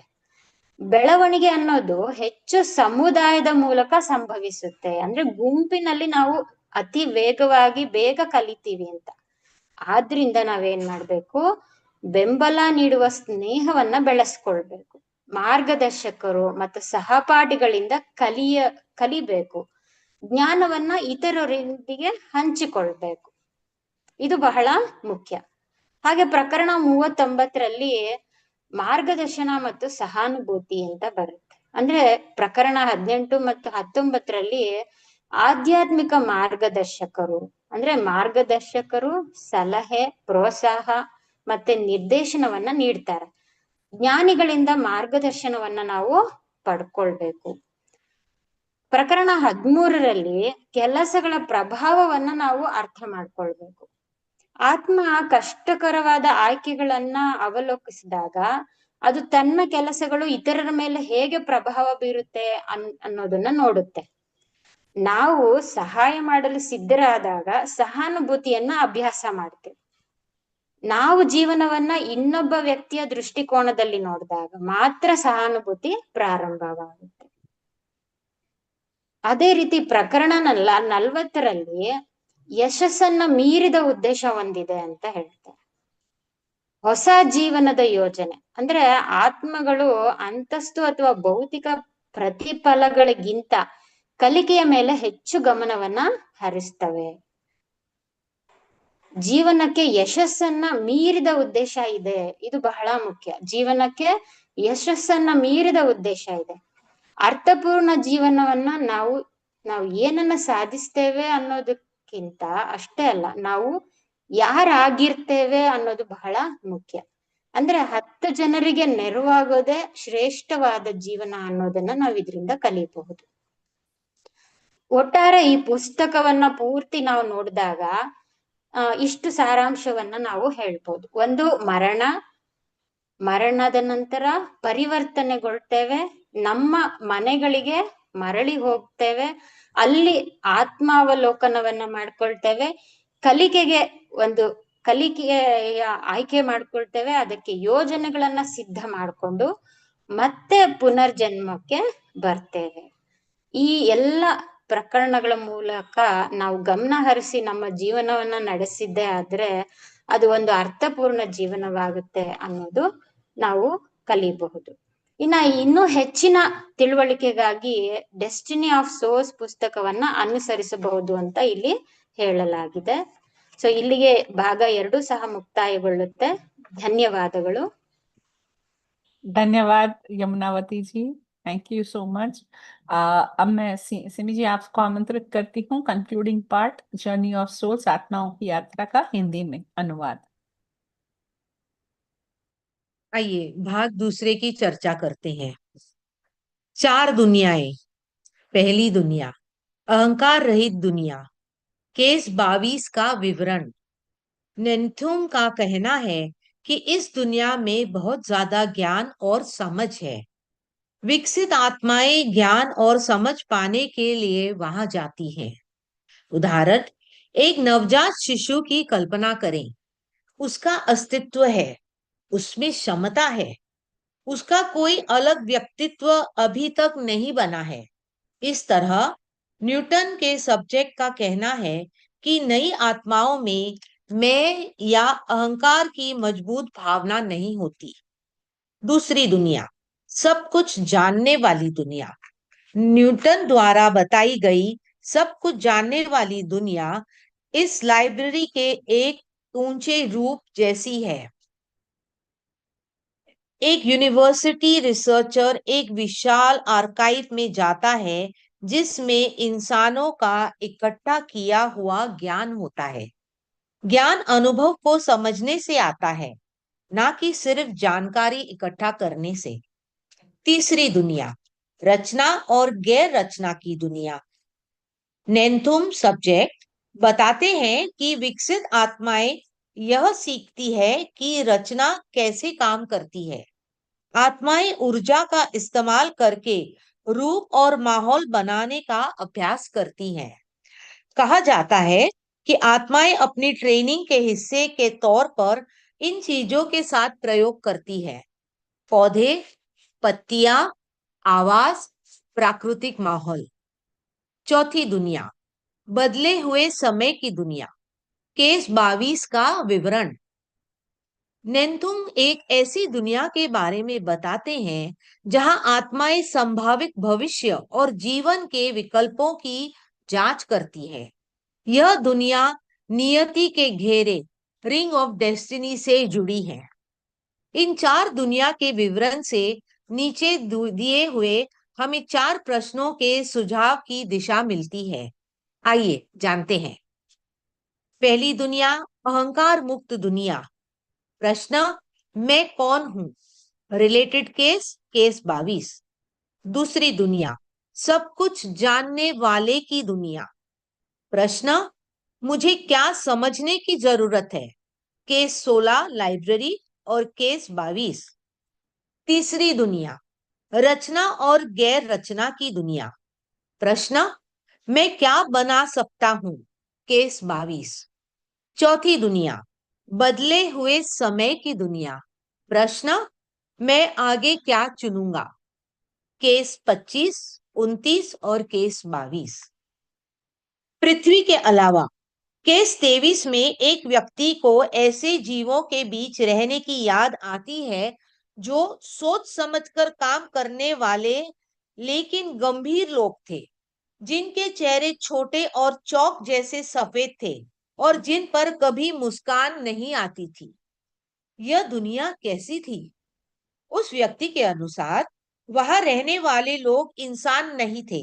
उनके चेहरे छोटे और चौक जैसे सफेद थे, वे शायद ही कभी या कभी नहीं मुस्कुराते थे। वहां मजाक और हंसी मजाक नहीं था। जीवन भावनाओं के मामले में संयमित और गंभीर था। आत्मा ने वहां जन्म क्यों लिया? व्यक्ति का कहना है कि यह अनुभव सीखने का एक काम था, लेकिन यह मुश्किल था क्योंकि आत्मा ज्यादा भावनात्मक अभिव्यक्ति और लचीलेपन वाले माहौल की आदी थी। न्यूटन कहते हैं कि इंसान हंसी और शारीरिक लचीलेपन के बिना मैं तालमेल नहीं बिठा पा रहा था और मेरी प्रगति बहुत कम थी। सोलमेट्स, आत्मा के साथी। सोलमेट्स और सोल ग्रुप, आत्माओं के समूह। केस 7, सोलमेट से दोबारा मिलना। एक व्यक्ति ऐसी आत्माओं से मिलता है जो बहुत जानी पहचानी और भावनात्मक रूप से जुड़ी हुई लगती हैं। न्यूटन इन्हें एक ही सोल ग्रुप का सदस्य बताते हैं। बताए गए संकेत: तुरंत पहचान लेना, गहरा लगाव, अपनापन महसूस होना। इससे क्या सीख मिली?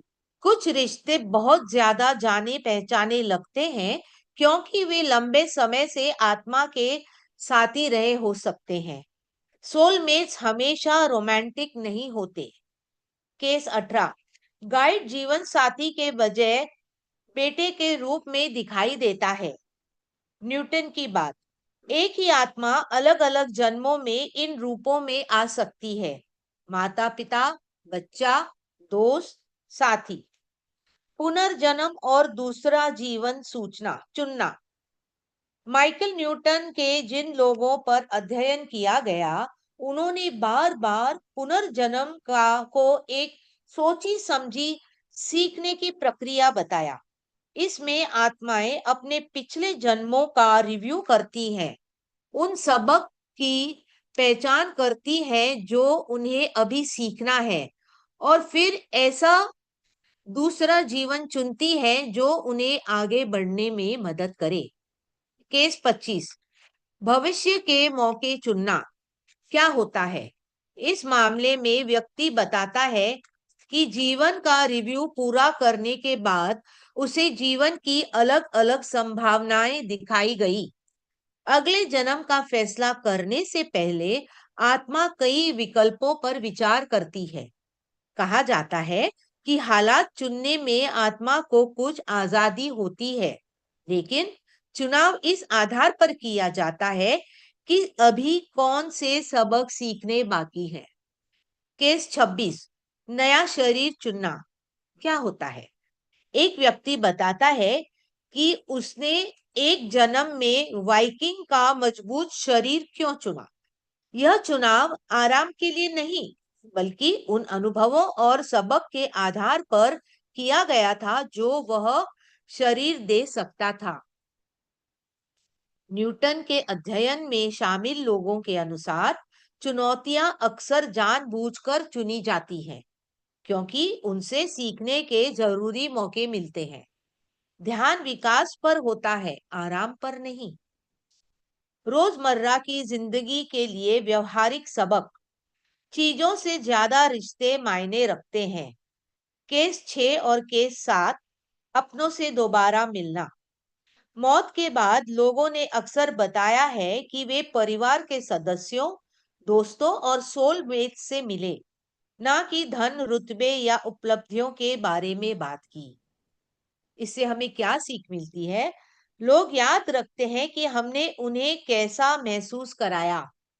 प्यार और दया का असर लंबे समय तक रहता है। गलतियां सीखने का मौका होती हैं।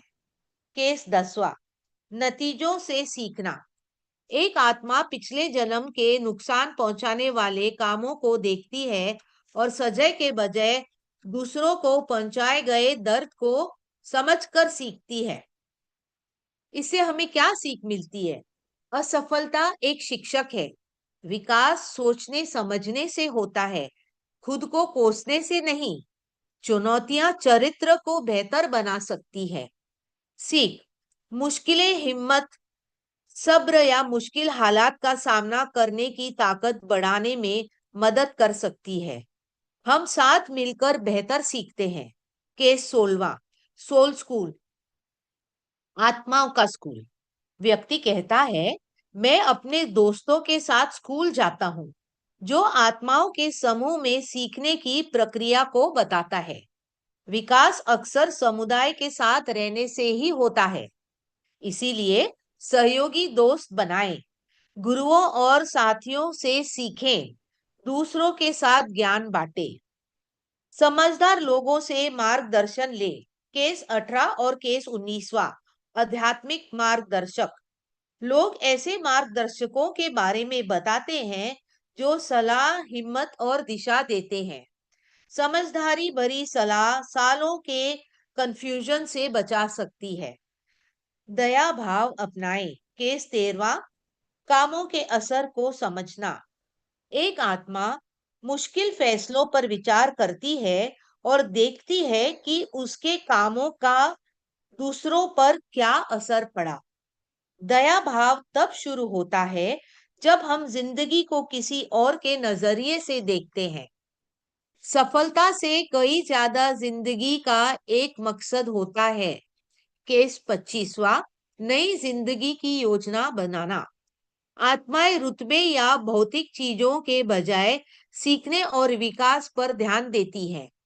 एक सार्थक जिंदगी का मतलब सिर्फ यह नहीं कि हमने क्या हासिल किया, बल्कि यह है कि हम कैसे इंसान बने। कुल मिलाकर संक्षेप में पुस्तक का सार है, मृत्यु, बदलाव, घर वापसी, समीक्षा, सीखना, योजना बनाना, पुनर्जन्म। आगे पढ़ने के लिए किताबें: अनुशंसित पुस्तक डेस्टिनी ऑफ सोल्स, आत्माओं की प्रारब्ध। इससे हम दूसरे भाग को समाप्त करते हैं। धन्यवाद। शुभ संध्या। धन्यवाद सिमी जी, बहुत ही अच्छी तरह से आपने हिंदी में समझाया। Chaitra ji, kindly switch on your video. अब मैं आमंत्रित करूंगी या पूछूंगी तीनों वक्ताओं से whether any of the speaker want to add something to the topic. Kindly do so, Chaitra ji. Nothing from my side. Okay. No. Simi ji. इसमें से हमें ये समझ में आता है कि ये जो जीवन हमें मिला है, यहीं पर अगर जे हम प्रेम और सद्भावना बांटेंगे तो आगे की जो हमारी सोल की डेस्टिनी या जर्नी है वो बहुत इजी हो जाएगी। हमें इन सब चीजों से गुजरना ही नहीं पड़ेगा, सीधा गाइड या टीचर का रूप मिल जाएगा। धन्यवाद। यमुनावती जी, do you want to share some thoughts? No, ma'am, nothing. Thank you. Yes, विमल जी, आपने वीडियो ऑन किया है. Would you like to say something? Yeah, so what I was researching, because firstly, I've never heard of this author, because I've heard of Brian Weiss, but I've not heard of this one. But he has done so much work. So whatever I researched during the this period, what I understood basically is he was researching the period between lives, unlike Brian Weiss, who used to do regression for the past lives, and so the stories of past lives will come out. Here, this Michael Newton is doing hypnotherapy which is lasting 4 or 5 hours, to look at the time after their death and between new birth. So that period he is researching, and that is what is life between lives. So he's continuously done that. Obviously, there are parallels with theosophy. So those who have no knowledge of any kind of psychic abilities, most of us don't have any of these psychic abilities. We tend to rely on what our books teach us. So it is natural to compare, and it's an interesting thing to study. So I applaud Chaitra for taking up this study, and also showing us such a thing app is there, for us all to study. So congratulations to Chaitra, and I think the Hindi and Kannada translations are amazing. So thank you so much. Thank you, विमल जी. जी, तरल जी, आप कुछ कहना चाह रहे हैं? नहीं, हर्षवर्धन जी को पहले जी, हर्षवर्धन भाई, आप. Yes, a very interesting subject in the way what the soul's journey refers to. That is the main point. And Michael Newton has, so far as understood this, not from our own point of view, but it is a psychological point of view. He is a therapist, psychologist, and he has a sustainable energy to go for the transmigration. But he has no knowledge of Garud Puran. That is the incapacity in that way. Secondly, what this subject is, that is related to the soul's journey. But we hardly find a kind of thing that may be metaphysical. But here the moral science is taught. Moral science is taught to the people the way we live, how we live our lives, what progress we can do, what are the difficulties, what is the achievement through difficulties, right? Just now, it is a mixture of the Odyssey in that way. In the just last week, that film is released, Odyssey. You find how difficulties the character faces, and he goes beyond the soul's journey. So that is a kind of thing. But how just after learning the lesson from Leadbeater, life after death, and certain kind of cases that we studied through theosophy, here it is not related with that subject. So that is also a question of understanding. So when we talk of death and life, and between that, the soul's journey. So here, of course, Michael, that Newton has taken up certain things which are quite in that way categorical to the system of understanding the soul's journey. And in Smithsonian University, this kind of study has been taken up, and one person from India, he showed certain cases of regression and the incarnations. So that has nothing to do with that. Once they studied this, they found that okay, this is the soul's journey, and this is the incarnated case. In second incarnation, the child finds out the parents, the relatives, and everything. So here, this Newton has failed in that way. What I understood some 10 years back, this kind of cases were there. And it was in that way too much of discussion in the whole world. I think, okay, it's all right with the philosophy of Radha Krishnan, with the philosophy of Shankaracharya, with the Mandukya Upanishad, with the Garud Puran, everything is there.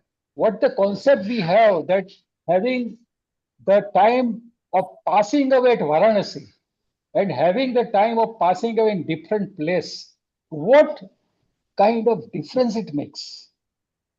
So what will be the journey of the soul? Is it with the natural element in that way that people come to understand? Is there any technical knowledge that should be partaken with the understanding of the soul's journey? Of course, there are certain people who had in meditation found out the soul's journey, but it is not the case of the meditation. Here, psychology is more important. Of course, in our Doordarshan, we had certain kind of study of the transmigration. Even they had a kind of special session to go beyond their lives, what they did in their past lives. Even 3 or 4 lives can be read. So these kind of experiments took place. So here, I think this is more the moral science, this is more the social understanding, and how Newton has gone up to that, because in the second part, you took up that particular subject. So very nice, Chitraji. I think if we study theosophic literature, we will have the different opinions, but it's all right because your presentation is so nice. And really, I appreciate for that. So presentation with that subject is really apt, and I congratulate for the Kannada translation, for Hindi translation. Yes, your surname is Savlani. I understand that. Okay. So here I sum up with my words, and more can be said, but time is the limit. So I sum up. Thank you very much. Thank you, Ashwadan Bhai. Ji Taral Munshi ji. I'll share something and have this study was interested us because you can see here case studies of life between lives. So far we have already studied in theosophy about reincarnation and all that. So it is the journey between two reincarnations, you can say. So that is something which was not yet realized in theosophy or something. And since our one of the object is to probe more and more and more into subjects Yeah. other than only what we know. So this Yeah. that's unique book was taken. And lastly, I would like to add this small thing is I'll show the important slide which I think was in first part. This okay. So here these chapters are there. Now, if we see this slide only and the chapter and its detail of one small line or one thing which Chetraji is so importantly written, death and departure. So this again is something which is happening physically. Gateway to spirit world. The journey is continuing after that. Okay. Then soul reconnect with the loved ones. It's true that sometimes we get ऐसा कहा जाता है कि भाई परिवार में जो पूर्वज रहते हैं वो अगर उनकी बहुत वो हो तो वापस आते हैं. डिस्प्लेड सोल ये सब उसके ओरिएंटेशन उन्होंने बताया, ट्रांजिशन बताया, उसका प्लेसमेंट बताया, गाइड्स बताई, द बिगिनर सोल बताया, इंटीग्रेटेड सोल बताया, देन एडवांस सोल बताया, लाइफ सिलेक्शन कैसे वो लाइफ सिलेक्ट करता है सोल. तो ये सारी चीजें मानो वो सोल में की यात्रा में एक रीइंकारनेशन या एक बर्थ से दूसरे बर्थ के बीच में घुस गए हो उस कंपार्टमेंट में और चूजिंग अ न्यू बॉडी तक पहुंच गए, प्रिपरेशन और एम्बार्केशन और rebirth. So this entire 15 chapter of this journey is something very unique, which when Chetraji said, she had sent me this very earlier, almost a month back. Thank you, sir. So I also had time to study it and find out whatever I can. And I think it's a very wonderful subject. And like Vimalji said, that it provides us to look more into this subject in the form of theosophical view, in the form of some others who have studied this art. And lastly, about the hypnosis which is referred. I have studied hypnosis, which is connected with the subconscious mind more. Now, whenever we are awake, like what we are doing, talking now, we are talking with the conscious mind, which is only 10%. So maybe this person had that thing of awakening that 90% mind while he would go into a meditation or self. It is also called self hypnosis or self meditation, in which he must have looked into this. Of course, we cannot take it as a fact or future, but it gives an idea how the journey of soul would have been. That's all. Thank you. Thank you, Tamarji. Yes, Vimalji, you have raised hand again. Please. Because Taralji is a senior and should not make mistakes. He mentioned that all this is not in our literature. Our literature is steeped with all this. No, You can read any book of Annie Besant, Leadbeater.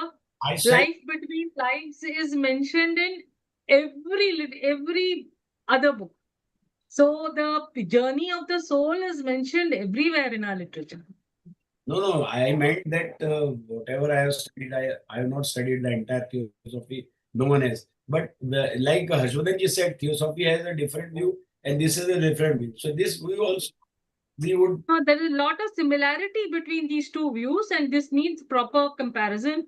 But like if you really want to study it, I would suggest Annie Besant's Ancient Wisdom. You skip the first 45 pages of the introduction, go straight to the chapters, and you will come to reincarnation. Extremely clear. All of these things are there. So about advanced souls, spirit guides, group souls, all of it is mentioned. Family groups, everything is mentioned in our literature. Chetraji, let us take this book which she has suggested and the reincarnation, and maybe we can comparison. Okay. I hope Chaitra ji, you heard that. You have already given Yes, an yes, assignment. yes. You already given an It's a tough. Ancient wisdom. Yes, yes, we would. And fortunately, you do such a lovely presentation. It's easy to understand and assimilate and grasp it. I'm so thankful to all of you. Samay ki I would like to add one small ji, statement. ji. Actually, Annie is not supporting hypnosis. Even in Theosophy, we don't support it because it's like Okay. a in between hacking and all. Okay. But why I have taken this journey of souls is because through the universal plan only, they might have written this book. And when the cases were investigated, in between, they couldn't tell few things because some guides or some masters, they have stopped it. So the reason why we have got this book is it is useful for us. Otherwise, they would have stopped this content. There are many more deep content which are not being published, or even the Newton didn't get that answer. So this is like a book which anyone can read for practical understanding. With different belief system, may not have any kind of belief on God or soul, birth or anything, but this is a kind of place where you will get an evidence that such things exist. That's all I can say. Thank you, Chaitra ji, for sharing your thoughts. समय की पाबंदी देखते हुए क्या हम अगर सब और किसी को प्रश्न नहीं हो तो हम समापन की ओर बढ़े? जी बिल्कुल. सर्वे वै सुखिनः सन्तु, सर्वे सन्तु निरामया, सर्वे भद्राणि पश्यन्तु, न कश्चित् दुःखभाग् भवेत्. ॐ शान्ति शान्ति शान्तिः. Om Shanti. Thank you very much. Very thought-provoking and interesting discussion. So we have something to look